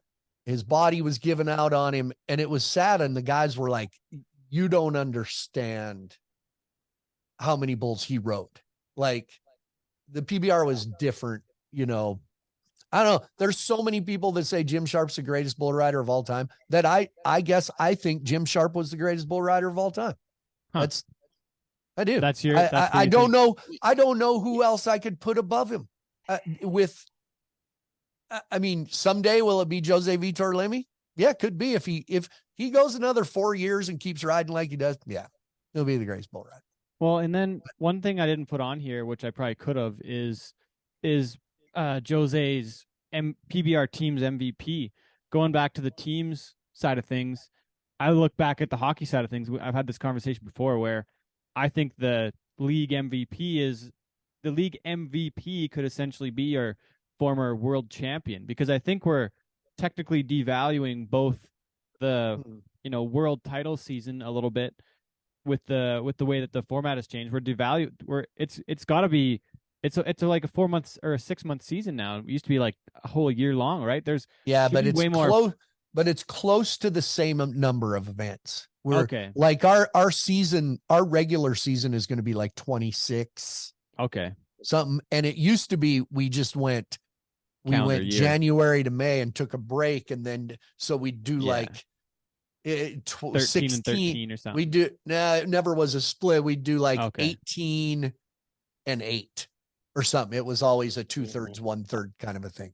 The point that was brought up the other day though, is that season is so short now, where previously JB was hurt half of 2013 or 15, and he came back in the second half and won everything and won the world, where now that couldn't happen because he can't get hurt in January and come back and do that in May. The season's too condensed. So something like that's no longer possible. Now that we have a season straight through from November to May, a lot of people step up and go, well, it's bullshit. It's no fair, because if a guy gets hurt, then he doesn't have a chance to win a world title. I said, you mean like every other sport? I mean, what happens if a football player gets hurt second game? You're screwed. And not that makes it right or wrong, but we always want to be, well, these Cowboys, it's like every other sport. Oh, this is their sport. I have a saying, the Cowboys want to be treated like professional athletes until they get treated like professional athletes. But our season is the same thing. Well, correct. If he gets hurt, then he's probably can't make that comeback and win the world title. Right. Same with, true. If Tom Brady tears up his knee the fourth game, so again, I'm not lessening it. I'm not trying to, but that is the reality of sport. That's part of it, I guess. True. That's true. So for my list, compared to your list, Flint, I'm missing Jim Sharp. Flint, what does your list look like compared? You mean on your top 10 list? You don't have Jim Sharp. What about in your? I have Jim 12th. What about, is that just by your numbers, or what? You tell me. What do you think in your heart, though? What do you think? If I was going to rank it that way and go based on the like adding in these, I think these stats tell a lot about who's going to win on average, in a head-to-head situation. I think this kind of takes some of the heart out of it. Because and based on these numbers, I don't think I can put Jim Sharp that high, because the guys that rode with him speak highly, but based on this data that I have, and again, this is only PBR data, but the numbers don't, like, the numbers take the opinion out of it. And by having these stats here, Jim Sharp, based on these numbers, can't be on the list that I have here, because he doesn't qualify technically. And if you're in your heart, you don't think Jim Sharp's in the top 10, that means you're dumb. That means I'm dumb. And my list is horseshit. But I never saw him ride in the PRCA, and I don't know, it might be the stuff of legend a little bit. I don't know for sure, but until I saw those numbers and saw those cards and saw this actual 90% riding percentage, this stat line here doesn't tell that story. And this stat line shows that the PBR Bulls maybe beat him up a little bit. I don't know. Maybe he didn't stay on his he was 41%. He was just at the end of his career. Okay. I mean, he just didn't. But that goes back to 94. But maybe more of his end of his career, it's skewed a bunch. But that's the worst riding percentage on this list of the top 10 that we have data on. We have data on 9 of 10. The only one we're missing is Donnie Gay. Everybody else has at least a few. Even I- Tough has. Again, 63 stats, I'll so. emphasize, and I was younger and not paying quite as much attention, but I will emphasize because it got the same way with Ty Murray in the PBR. Okay. When guys were like, that's not really Jim Sharp. Like Clint, I don't know if you're it's like, yeah, that's Jim Sharp. Ty Murray got to where, his body was given out. It's like, that's not the Ty Murray we saw rodeoing. That's not and it wasn't that the Bulls beat him up because they were getting on the same Bulls at that time. Okay. When you look at late 90s in the PBR, there wasn't that huge of a difference. Somebody watched say I'm full of shit. Listen, your total number on Jose Vitor Leme 640, correct, Fed? I've got 571 for records. Or sorry, 640 points. That's correct. Yeah. Yes. Jim Sharp has 630. Correct. He's right there. Yeah, and I don't have all the data. Well, you're right, and I'm with Flint on this. I have a hard time not having him on the list. Fair enough. In the top 10. And the only one that I would say that if I had to drop at this moment, because he's not even, I don't believe he's halfway through his career, and that's Lemmy. Yeah. I mean, who knows where this guy's gonna go? Hey, there's speculation, our hypotheticals, given the data that we have and the resume that Lemmy has put together. And we're also missing a little bit that the same thing can be said about Jim Sharp. They're basically hypotheticals because we don't have the data. And if you look at your total number here, they're not far off from each other from the limited data that we have for Jim Sharp. And I've heard the same stories that Flint heard. Geez. And it makes sense if all the best guys, like if all these guys are talking about Jim and he's number 2 on the PBR list, and it's coming from Justin and Adriano and all these main top guys, then I believe those guys. I'm not knocking that. Yeah. So I believe them. And that's one thing unfortunately we're kind of not unfortunately, but we don't have McBride telling us who should be on the list or Mooney or we're not having that conversation with those guys today. So it's want me to call him? Perspective. You want me to call him? You could if you wanted. So I might. Should we call Donnie? When no, we don't have that kind of time. But you know who? Yeah, I'll tell you who I would, and then I want to tell you something. Who I would on camera call up, and he would have answered the phone and told us. Jerome Robinson. Yeah. Would have. Yeah. So I sat down a couple of days ago and I've been thinking, and I just thought, you know what I'm going to do? I'm just going to write names down from my brain, from my heart right away. The guys that I visualize. You want to know the first ones I wrote? And it doesn't mean that they're at the top of the list, but visualizing great bull riders who I think are the greatest of all time. I wrote them on a card. There's my card right there. Yeah. The top name, the first 5 names I wrote: Chris Shivers, Justin McBride, Jim Sharp, Donnie Gay, Sage Kimsey. Then Adriano Marias, J.B. Mooney, Jose Vitor Leme, Silvano Alves, Ted Noose, Tuff Hedeman. And that turned out to be 11. And then, I wrote on the bottom, J.W. Harris. Honorable mentions. I didn't. And I love J.W. Harris, but I always felt like he fell in between an era of PBR guys going here. And I love J.W. Harris, and he should be on this next level. Yeah. I wrote Guilherme Marchi, Troy Dunn, and this is from my heart, Robson Palermo. Oh yeah. Oh. True. How about that? The great, in my mind, the greatest PBR bull rider to never win a world title. Yeah. I agree with that. So but that's finals like 3 times. When I'm just brainstorming, I spitballing, man. I'm spitballing. Those are the names that came up. Yeah. Right there. Did you have Tough on your list? Yeah. I did. Okay. Yeah. And I wrote him towards the bottom. That doesn't necessarily mean he was at the bottom, but yeah. And you know what? None of us, I didn't on the list, and instantly, because of fame and Hollywood, Greatest bull rider of all time. What do people always say? Greatest bull rider of all time. Lane Frost.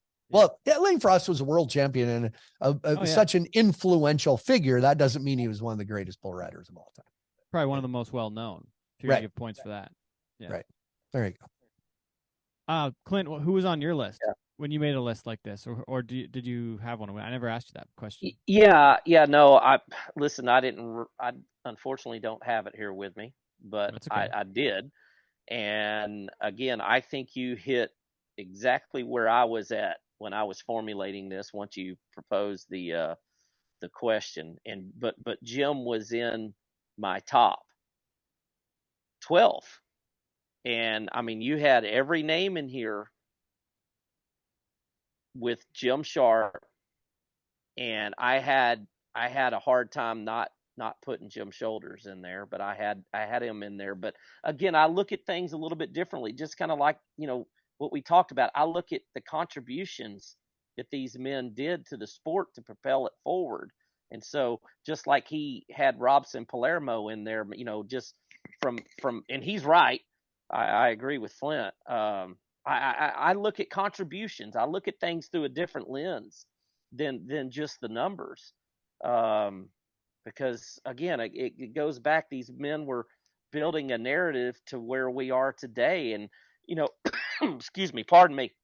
JB Mooney, I look at when I'm in Cheyenne the other day and they start playing his music. They played the same music that we played for him when he was in the PBR, and you heard the crowd, the buzz happen. And I go, man, what if JB didn't ride Bushwhacker in Tulsa that day? What would that have not done for the sport? Well, what did it do to help propel the sport forward? And Sage Kimsey, there's one of my big all-time fails back when people were asking me about how great Sage was. And until I saw him actually really challenged, I was on the fence about how great this guy was to put him on a pedestal up there with Donnie Gay. And then I saw him get tested, and he passed the test. And I went, my goodness, man, this guy's a unbelievable talent.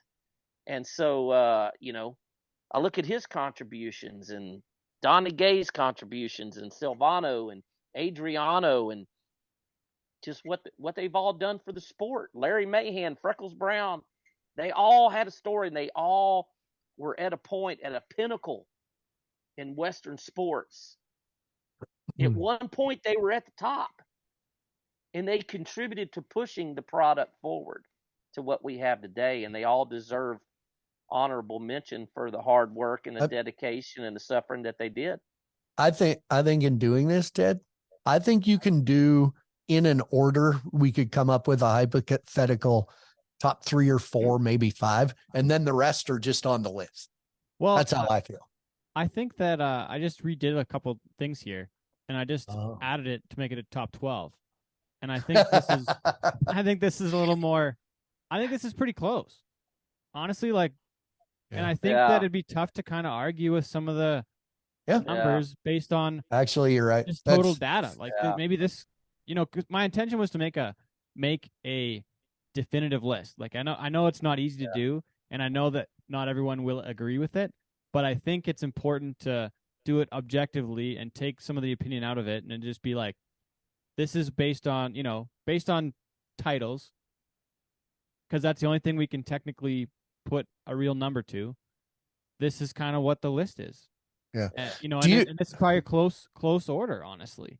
Do you know that that 1 year Donnie Gay didn't win the world title?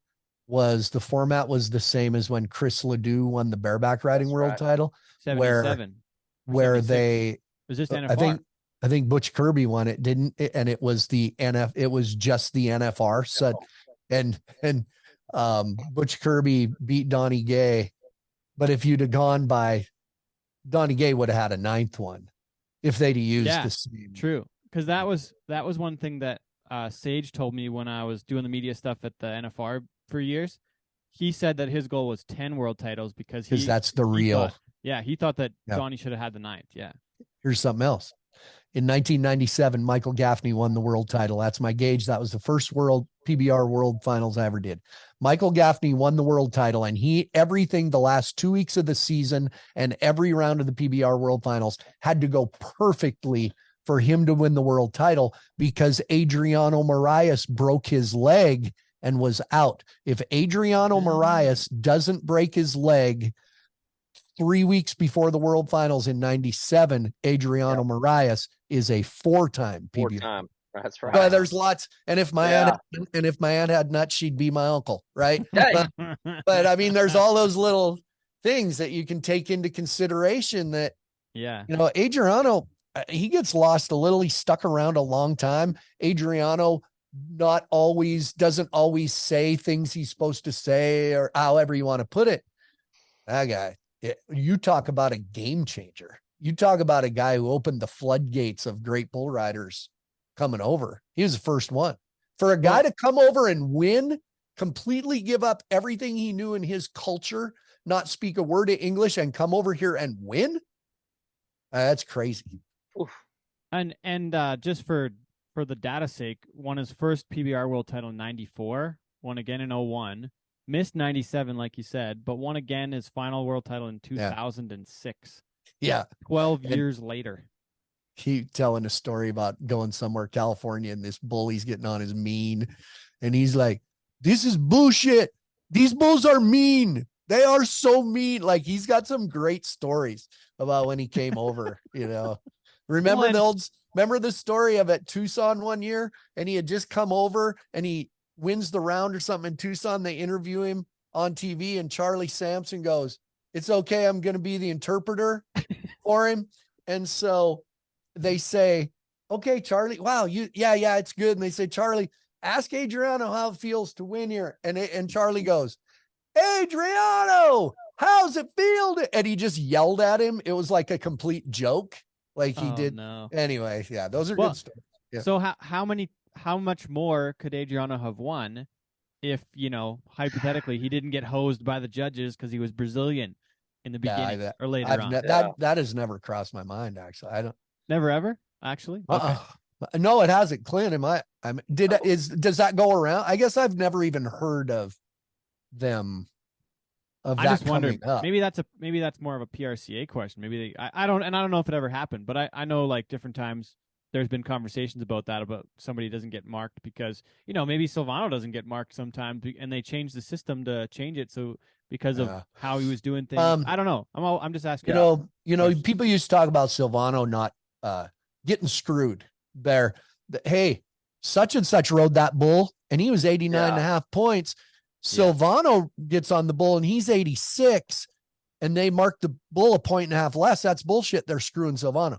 That's not true. Silvano was a little bigger guy and pulled his rope really, really tight and tended to sit on bulls. Bulls did not perform under Silvano like they did other guys. That was a fact. But can the same be said for Jim or Tough or Adriano that rode everything? Did Adriano suck a bunch of rope into him and make him not buck as much? Is that what Jim did? Or did they make him look too easy? Is some of that the same conversation? Did they make the bulls look too easy? Jim Sharp made everything look easy. Oh my gosh, yeah. God, he was so good. And he didn't get out of position either. I mean, he was just so technically correct, and that's the one thing about Silvano. He obviously would pull a lot of rope in a bull, but he could ride out of position, and he could get so far back on those bulls that it would affect how they kick and how they buck, and that would obviously. I'm just going and reinforcing Flint's point. Basically just from a different angle on that. And I just happen to be sitting here looking at the top 100 bull riders by qualified rides. Ted, you've seen this. Is this on Slate's site too? I can't see your phone very well right now, but I'll go look it up. Oh, I'm sorry, buddy. Where do I find the So just list. Go to top 100 bull riders, pro bull stats. You could Google it or whatever you want to do. Most rides right here. Okay. Mike Lee. Yeah, look at that. Listen, wow.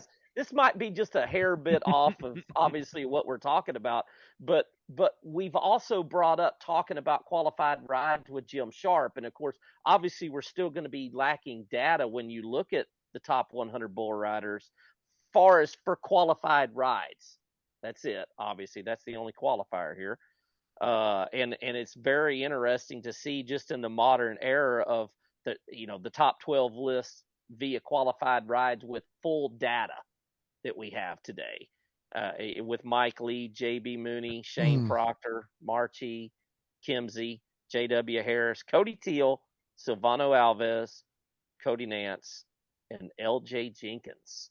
Yeah, here's that list too. There it is. Shane Proctor, kind of an interesting name. Yeah, there you go. Yeah. I get you guys. I'm not going to dick around anymore. Okay. Tell us the name. Hold on. No, I'm making a phone call. I'm making a phone call. Oh, really? Uh-oh. Here we go. Can we dial him right in here? Look at that, Aaron Roy too. Interesting. Hold on. Okay. All right, we're holding on. We're holding with bated breath. There's a lot going on this week in Nashville. He probably won't answer. Oh, it's McBride. Yeah.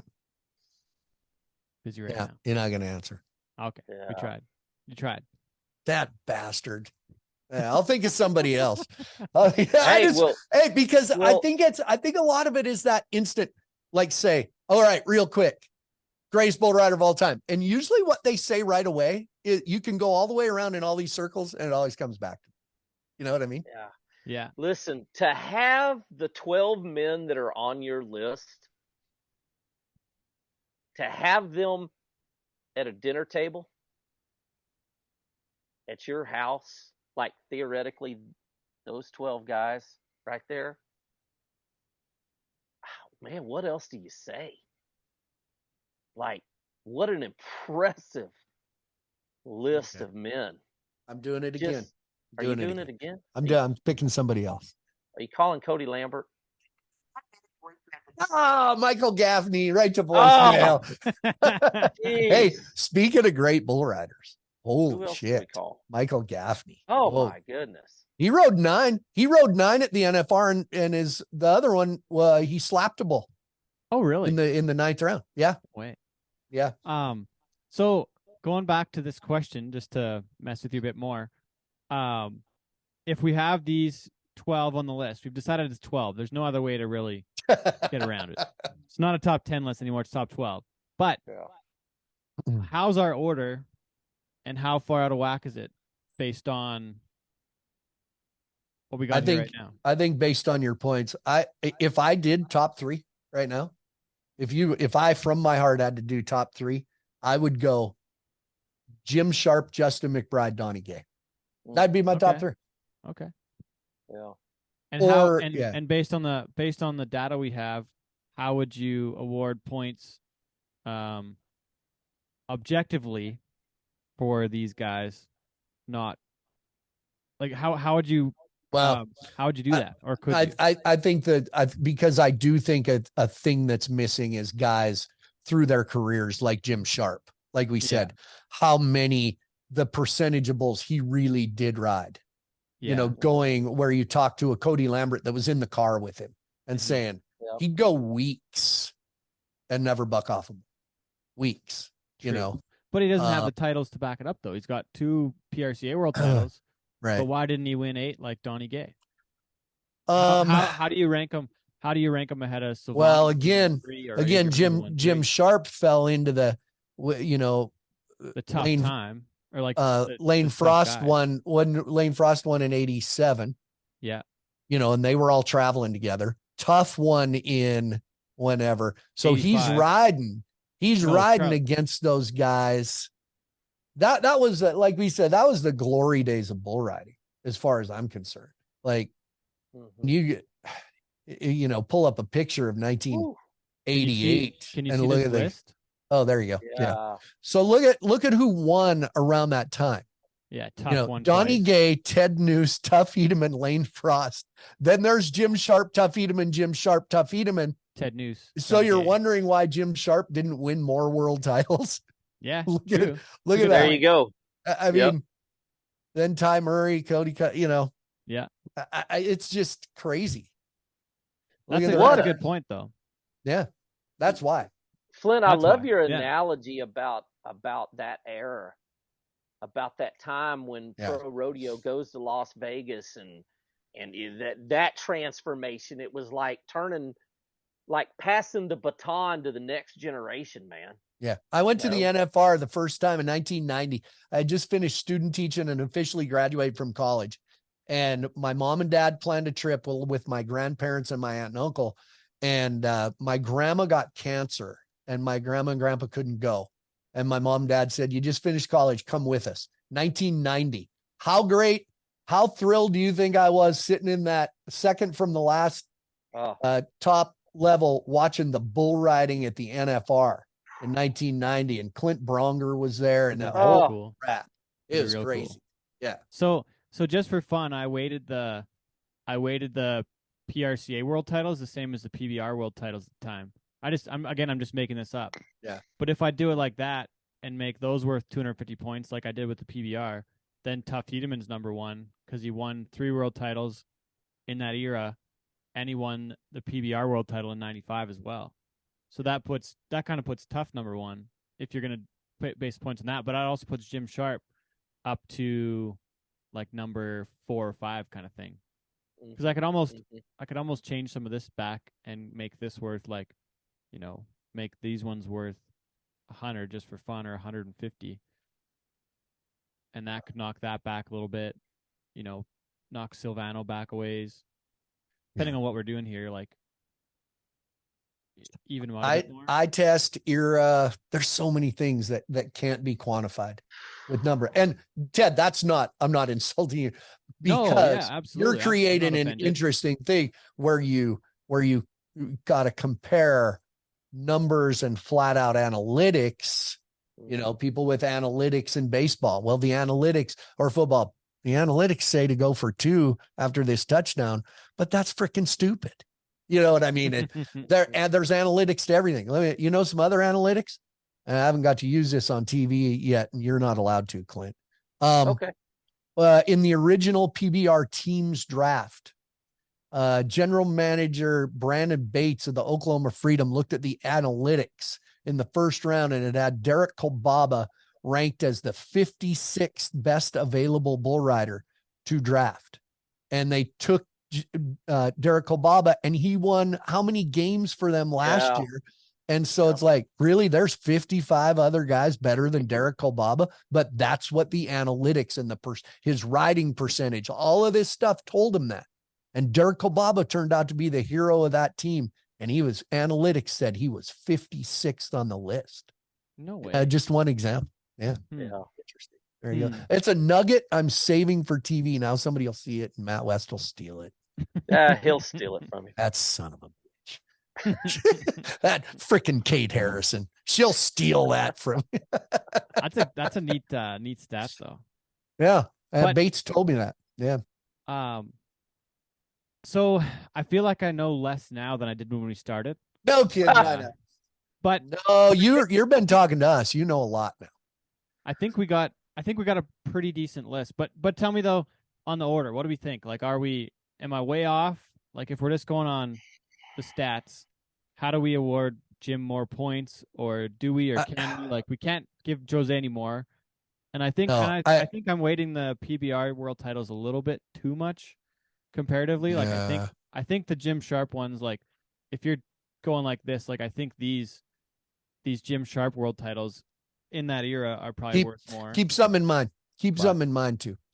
Clint, you know this, Clint. In the 80s, early 90s, 91, 92, the world title, bull riding world title in the PRCA was as prestigious a championship as there was anywhere. Every great bull rider, that was it. Cody Snyder and I talked about that. When the top 15 in the world went to the NFR, there were no better. That was the 15 greatest bull riders in the world.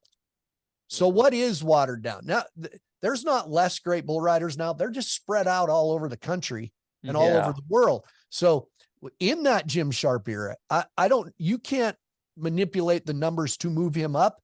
You just got to know that Jim Sharp in that era was the greatest bull rider of all time. That's how because you can't quantify it, because there wasn't two. You look at Donnie Gate, that was it. Every great bull rider in the world was there. And so And that's what your list is. Jim Sharp, yeah, you no matter how you mess with those numbers, it's like, shit, how does that happen? But we just know. You just know, you know. Huh.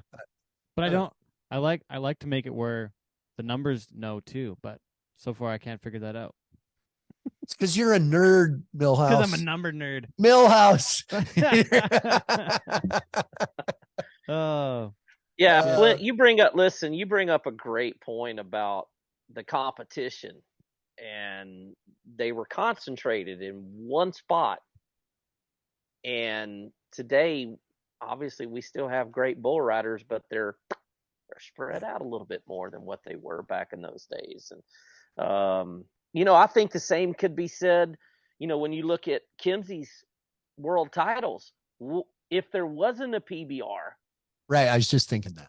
Yeah. And what if Chris Shivers, Justin McBride, JB Mooney, Silvano Alves, how many titles would Sage have? That's a name. Hey, talk about a name we haven't brought up. I mean, it came up. Chris Shivers. Yeah. Look at the number of 90-point rides Chris Shivers had. Oh, it's like Jerry Rice wide receiver numbers where you go, how could anybody possibly do that? Like Chris Shivers, when he came on the scene at 18 years old, everybody went, who the hell is this guy? Like, unreal. Like, he was unbelievable. So for just for the stats sake again, Chris, we haven't really talked about Chris, but if we look at the numbers here, his average score is second on the list at 87.42. But his riding percentage, 45%, is one of the lower ones on the list. But average score, if you're looking at, on a ride by ride basis, he's second on this list only to Jose. That because they, what they do? They're both the same size, sort of built the same, small but not fragile. Look good on a bull. But they look good on a bull and got the most out of bulls. They picked them up. Bulls perform better under Jose. JB Mooney does the same thing. Jess Lockwood could do the same thing. And Chris Shivers, where they pick up a bull and give them every chance to perform. They're not getting gifted points. Those bulls perform better. Am I right, Clint? That there's something to that. Yeah, no, there definitely is something to that for sure. I will say this about Chris's numbers, and I don't have his numbers here in front of me. I think the last couple of years before he retired hurt his overall qualified ride numbers. True. Stats on that. Just going. He wanted it so bad. And the only reason I say that, Ted, is when Mike White retired, Chris called me looking for somebody to room with him that last year. And I roomed with Chris Shivers the last year that he was on the PBR tour. Oh, really? And yeah. And it was, man, I'll look back on that year that it was just, I learned so much, not just about who Chris was, but how he thought about life and bull riding and his mentality. And he was frustrated with himself, but he only knew one way, and that was winning. And he had already knew that his career was over, and said, I probably pushed it a little bit too far. Oh, wow. So I will say that a little bit. And I was just honored that Chris would even call and consider me to room with him that last year. So I gave Sage Kimsey shit last week that his career riding percentage is going to drop because he's currently bucking off like 16 in a row because he's just got to mount those bulls out to make the NFR. Yeah. And he said, I don't give a shit. My riding percentage is still going to be more than most of these guys. That's true. Is that your dog? What's your dog's name? That's my dog. I'm sorry. Coop, chill out. So my dog's name is J.W. Coop. You remember the... Hey, dude, chill out. Sorry. Oh, my God. So I just reorganized the list again, and I kind of what did I do? I just rejigged it a little bit based on different point systems and stuff. Like if I change the PRCAW weighted differently than the PBR. But then I get this list that shows, if it's 200 points for a PBR title and 100 for PRCA, then this one, it doesn't, like you talk about Flint, it doesn't pass the eye test. Like, it doesn't look like it's in the right order. It weights the PRCA titles too heavily. Right, because you're in a different era. Now, you can weight them. It's weird because the time frame you need to come up with, like starting in 1995, you weigh it less, but up until that point, it's weighed more because of you could determine the split of when the PRCA or PBR really took off. You know what I mean? You could weight that different because, Justin McBride's not that far. Justin McBride, in my mind, is number 2 or 2 or 3. So anyway, that's So let's just ask the question though. If I gotta weight Sage's titles. If I'm gonna weight Donnie's at 100 points each, that's the baseline. Back in that time, then Sage's would be, unfortunately, they're gonna be like, you kind of got to make them like 50 or something to weight it, because is that half as much as previously? In JW, like, is it half as much? And then do we put, the Jim Sharp era? Do we make those worth 250 or maybe 300 even, because he rode against if you weight it that way? But then you got Justin Noose has got to be worth 300. And then you got Justin McBride sitting there, who never really pro rodeoed. He just was in the PBR. So it's Justin in the PBR. But Justin McBride is an eye test because we watched him. So So I'm changing it all up here to where the PBR world titles are worth 300 in the modern era, but then that's going to change Silvano to where he's well, higher. Silvano, your numbers are always going to be good for Silvano. Silvano has trouble passing that eye test because he was never flashy, and he went about it in a way that a lot of cowboys and purists didn't like. So when you talk about the eye test, Silvano will never pass that because he wasn't popular. I always give him shit about, you've made a living out of pretending you don't speak English. Silvano didn't care. He didn't care if he did TV interviews. And Clint and I know Silvano, and we really like Silvano, but he didn't help himself in the eye test at all, ever. And didn't care. So that's a tough one with Silvano. And that's why he's farther down on my list, because I was through the Silvano Alves era. And while he was doing it, riding some of the toughest bulls in the world, he didn't pass the eye test to me. It was because he pissed us off. He bled the clock down. He didn't take re-rides. He did everything you weren't supposed to do to pass an eye test. Right, Clint? Am I right on that? Right. But he won. He won. Yeah. So if you're going that way, then his name is on that list and mine isn't. So true. That's true. And I've seen you ride 3-spot. That's not much of a qualifier, but I appreciate it. But just to switch it up again, this one looks a little bit more. This one passes that test a little bit better, but then this one's out, feels like it's out. But then these three look pretty reasonably close. Yeah. You're closer there, honestly. Yeah, based even on though, if you weight it differently. So I think but I know in my mind Silvano Alves is not the greatest bull rider of all time. Statistically, I think I have to agree. I think I have to, but then if we're doing that, we weight his world titles a bit differently. Well, and that's just Ted, you keep doing the numbers and then I'll tell you you're wrong. Yeah. I sounded like Cody Lambert right there. Really. Yes that's fine. You know why you're wrong? Because you're stupid. That's Cody Lambert right there. All right. Okay, well, we solved the lot. Check this one out quick and see if we're close. Oof. That's pretty good. That's actually pretty good. I'd move. You know what I'd do? You know what would make that list more accurate? Scroll back down. Shit. Go. This one's screwed up here though. We don't have Tufts world titles on it. Yeah, but you know what would make that? You could switch 2 and you'd be really close to me. is switching. If you just switch Silvano Alves and Justin McBride, that'd be pretty game. That'd be a pretty good list right there. If those two switch, there you go. And people will say Silvano's the greatest, or Jose's the greatest bull rider I've ever seen. Jose Vitor Leme might be the greatest bull rider I've ever seen, but at this point right now, he's not the greatest bull rider of all time. But you know, my knock on Justin though is that he didn't have a full career. He kind of did, but he quit early.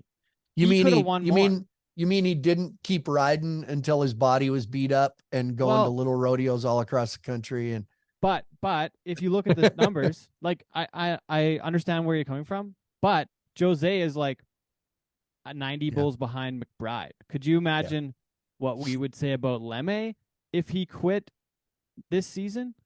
We would say that he could have been the greatest of all time, but he's not because he quit too soon. Yeah. And I think for McBride, I understand why everybody puts him up that high, but you can't be the greatest ever if you don't beat everybody long enough. Because Silvano made it work that long. Adriano made it work that long. Like I don't think I can put, but just for my list, I can't put Adriano put McBride ahead of Adriano because Adriano won for 12 seasons. If JB Mooney would have retired 4 years ago, he'd probably be higher on my list because I think his legacy is being affected by now. He tells people, what happened at the PBR? Would they piss you off? You come rodeo? And he says, no, I just couldn't ride those bulls anymore. Yeah. So that does that affect it. So, and he was honest about it. Yeah. And there can also be a case made in that era when JB Mooney, if you remember, that was the draft era. Mm-hmm. When JB Mooney and Silvano Alves was going toe to toe with one another. And JB never ducked. Yeah. Like not one time. He took the toughest, rankest SOB that there was on that list. And so I'm not disagreeing with what JB his decisions that he made. But okay, hold on. Let's go down to this. Cheyenne, Wyoming, on the Wednesday after we got done with the teams event. I was there at the Frontier Days. If Silvano Alves was riding in the same performance as JB Mooney was riding, and we'd have started a Silvano song, do you think we'd have gotten any reaction out of those fans that were there?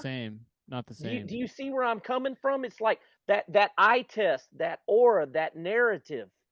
Because every one of these men on this list, even the top 30 list that was put together, they all have a narrative. And that's that eye test that Flint's talking about.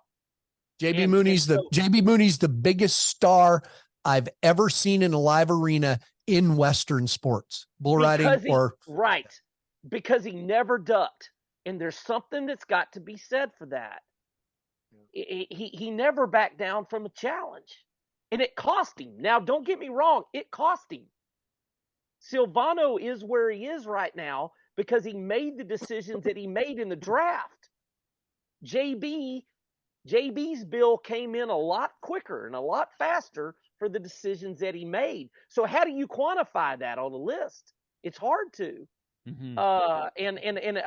I'm who knows how many more world titles JB could have done if he'd have played the same game plan that Silvano used. I don't know. Took care of himself. Yeah. Then there's exterior influences, if you will. Well, yeah. This is what I say.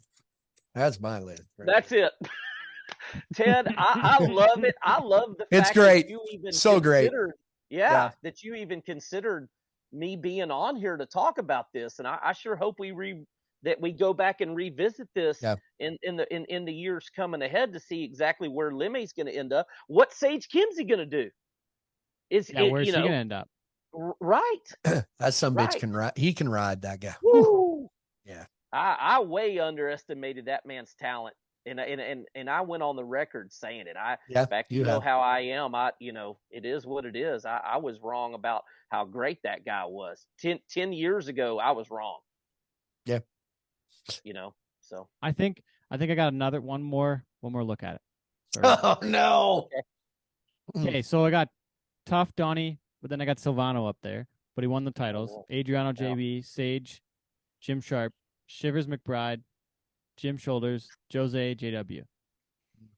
That looks a little closer, but I don't know. How do you rank Tough Hedeman's 3 world titles with based on the points, making them worth 600 points and Donnie's 8 worth 800? This is where it doesn't check out to me. That's why I'm so confused by this one. It's so hard. It is. It's hard. There's just so many things to quantify that. Right? It's impossible. The question is and impossible. Tough winning in both genres. Yeah. Only got to ever do it. Well, I'm glad we did come up with the fact that Jim Sharp's probably the greatest bull rider of all time, but whatever. I mean, I'm joking. I don't know. Hard to disagree. My gosh. Yeah, good stuff. Good stuff, Teddy. Tops? Okay. Okay. So Flint says Jim's first. Flint says Jim's first. And put the list back up there. What? One more time. Just to hack, Logan's over here going, oh my God. Oh my gosh. Yeah. Well, it was good. It was a fun conversation. I appreciate you guys making it work, taking the time. It's fun. Congrats, Ted. Congrats. 150 episodes. Good job. You've done well. I don't, I should say on here, because Clint, when Ted was starting this podcast, Ted, you were ahead of the podcast game a little bit. Now everybody's got a podcast and you were ahead of it. You know, you'd come on my radio show up at Calgary and talk about it. And I don't know if you remember what my advice to you was, but you said, what do you think? And I said, you got to change the name of it because you can't advertise it. You can't be in a newspaper. You can't cowboy shit. You're swearing in the name of your deal. So what you guys did was you did this, which allows you, what you've done is capitalize where you're making your money is merch. Yeah. And absolutely. so you took a podcast, turned it into merchandise, sort of like a Dale Brisby did. So you've done well. You didn't change the name, and I'm wearing a Cowboy Shit t-shirt. So there you go. It's censored. Yeah, it's censored. That's right. Hey, I really appreciate you guys doing this. Sorry we didn't really answer the question. I think we kind of answered it.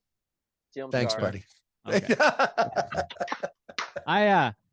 Yeah, and if that's what those guys say, but those guys have McBride first, like on the PBR list, they all have McBride first. So, but I based on the data, I just can't put them number one because that's the PBR list is PBR though. Yeah, true. PBR. Yeah, they don't have Donnie on the list at all. No, because he was never in the PBR. Agreed. Yeah, and Jim Sharp never won a world title. So yeah, that was their list of greatest PBR bull riders. Yeah. Correct. Yeah.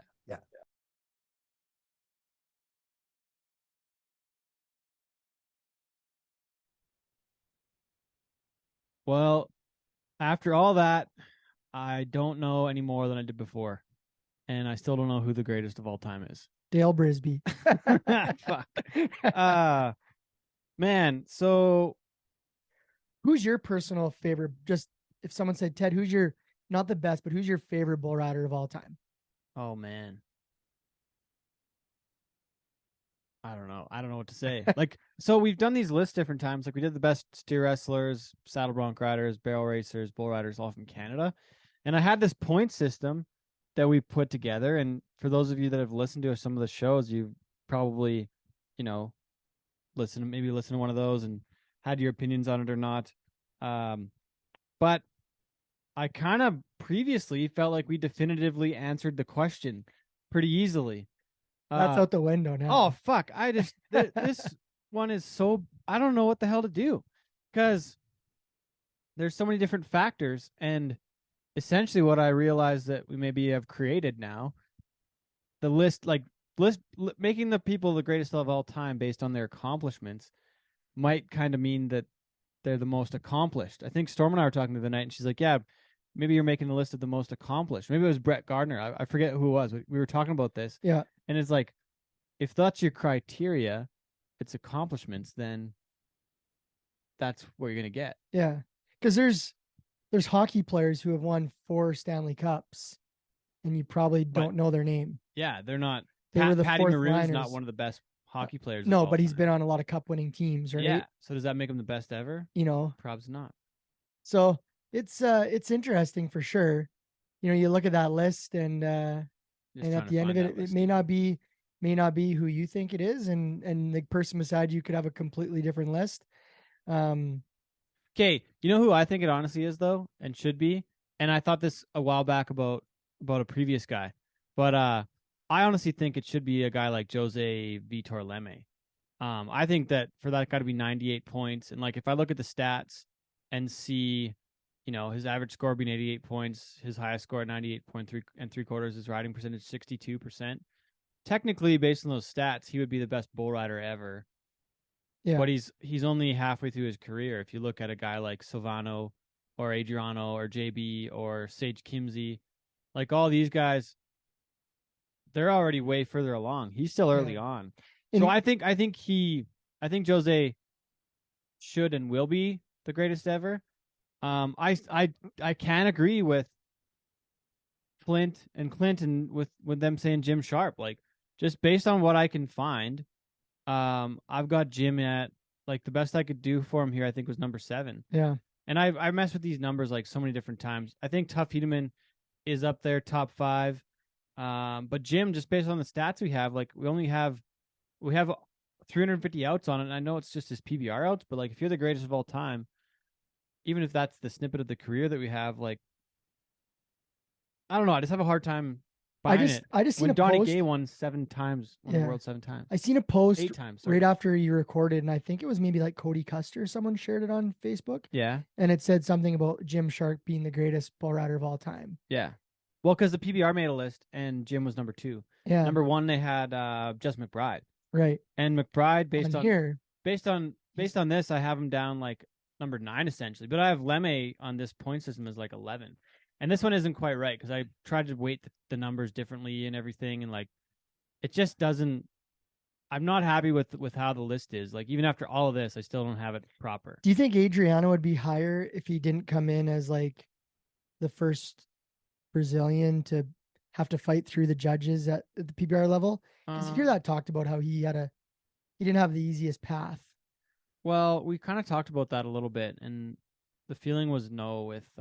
That's interesting. With because, and then if you go to 2, like the bull power now, I think is, could you say 10 times harder? Yeah. Than it was? Well, like should the world championship now be worth 1,000 points instead of Donnie? Like, yeah. It's still technically bull riding, but how much different is it now? Yeah. Well, like, I've been a fan of bull riding and watching hard? That bull riding that I can remember for 25 years now that I can, remember. Mm-hmm. And the best bull rides that I can ever remember seeing have been in the last couple of years. Yeah. And that's not saying, it gets, it's top of mind. No, Leme's bull rides in the last couple of years and a couple of JBs have been the best bull rides I've ever seen. And the scores reflected against the rankest bulls you've ever seen. Justin McBride, Chris Shivers at the time rode the rankest ones. Yeah. But like, so that was the difference between JB and Silvano. One thing we never really got to in the show, but we should have got to, was that Silvano, looking at the stats here, I can't justify Silvano being the greatest ever because his average score is only 84 points. So if he's a great bull rider, his average score every time should be as high as possible. Yeah. His highest score ever was 92.5, which is the lowest one on this entire list. Yeah. His career riding percentage is 46.96. So he stayed on half his bulls and his average less score. Than half. Yeah, less than half. He's 20% lower than the number 1 guy on the list. Rides 20% less bulls. And I know we only have 63 records on hand for Tough Hedeman, but these are all at the top level at the PBR, the NFR, and he rode 66%. So how many times would other guys in this list beat him? Take a re-ride. Well, and these guys would keep scores. The re-ride thing is almost irrelevant. Is it? Okay. My point with Silvano, if you're going to say who's the best ever between Silvano and, if you're comparing in this whole list, Silvano versus Donnie's better. Silvano versus Tough. Like, Tough wins. Silvano's probably last on this list because he didn't have the biggest moments, and he never took the rankest bulls to be 100 points like JB did. JB and Sage and Jim Sharp, probably Chris Shivers, Justin McBride, Jose, Donnie Gay, Tough Hedeman, like these guys all rode the rankest bulls at the time. Yeah. Where Silvano never really, he rode Asteroid, but he cut it, pulled his rope into him. And like, no offense, Silvano, he's a 3-time world champ. Oh yeah, yeah. Taking nothing away from the guy. But you're right. JB would pick the rankest bull in the pen every night, and he had the most highlights. And he rode the toughest bulls. And if you look at his average, I think he's up over 86. Yeah. 86.5. So 2.5 points higher, and his riding percentage is 5% higher. So, and his highest scored 95 and 0.25, but he probably had 30 scores higher than Silvano's, making me think like, yeah, if you're gonna match them 10 bulls together, Silvano might ride. Well, no, based on the stats, JB's probably gonna ride more and be scored higher. Well, that's how Silvano beat him that year for one of those world titles. Yeah, JB, right? but by a more ride. But that was the way the system was set up to how they were making their world champion at the time was based on that system. He was playing by the rules, same way Donnie did. Donnie went to 150 rodeos, maybe flying his plane around, going to them all to win the world. More than guys, So then he could afford to do it. So yeah. So if we're doing it by accomplishments, right? Like it makes it tough. So these are very accomplished bull riders. Yeah, all of them on there. Yeah, where they fall on the list in order of whatever is of who he thinks the best is tough. But I think that stuff like this is so great for conversation. Oh, 100%. Because you could sit around with generations of bull riders and have this argument, and it's going to be like figuring out. Oh yeah, but what eternity means. It's like you're never going to figure it out. I think that I have a tough time, and I know Justin McBride was one of the greatest ever, 100%. I have a hard time putting Justin down as the greatest ever when he didn't have a full career. He quit early. He quit in his prime. How many more times could he have won the world? Yeah. That's my one holdup with McBride. That's the only knock I got on that guy. Yeah. He has as many outs now as Lemme has, which is kind of crazy. 661. Lemme has 571. Yeah, that's crazy. That's like half a season essentially, based on the numbers right now. So if they have McBride first, then they technically could have Lemme first on the PBR list. Based on number of outs. Yeah, based on like the length of a career and like hypothetically. So, and I never saw Jim Sharp ride, but I saw videos of him, and for me, I still don't see that muscly riding position outmatching a guy like Jose or McBride or Shivers, even honestly. Kimsey, Mooney, like Kimsey rides so technically perfect. He's got to be the best technical bull rider. Probably, going, right? Like there could be a few different things a guy does here, to like make this list. But I think this top 12 list is pretty damn close on who should be on it. But a matter of order, like that's going to be a little more work.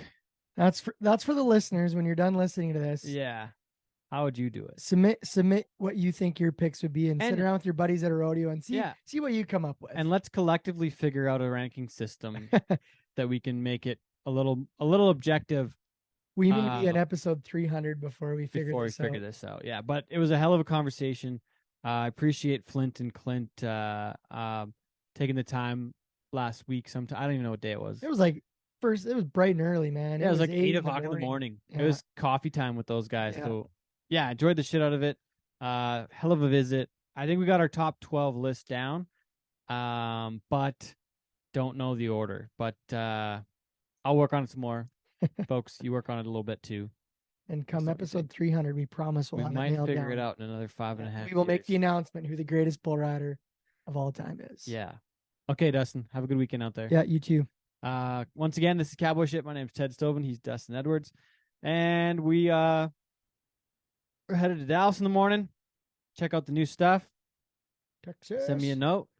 Yeah, I gotta go to bed. Thanks for listening. Good night, all.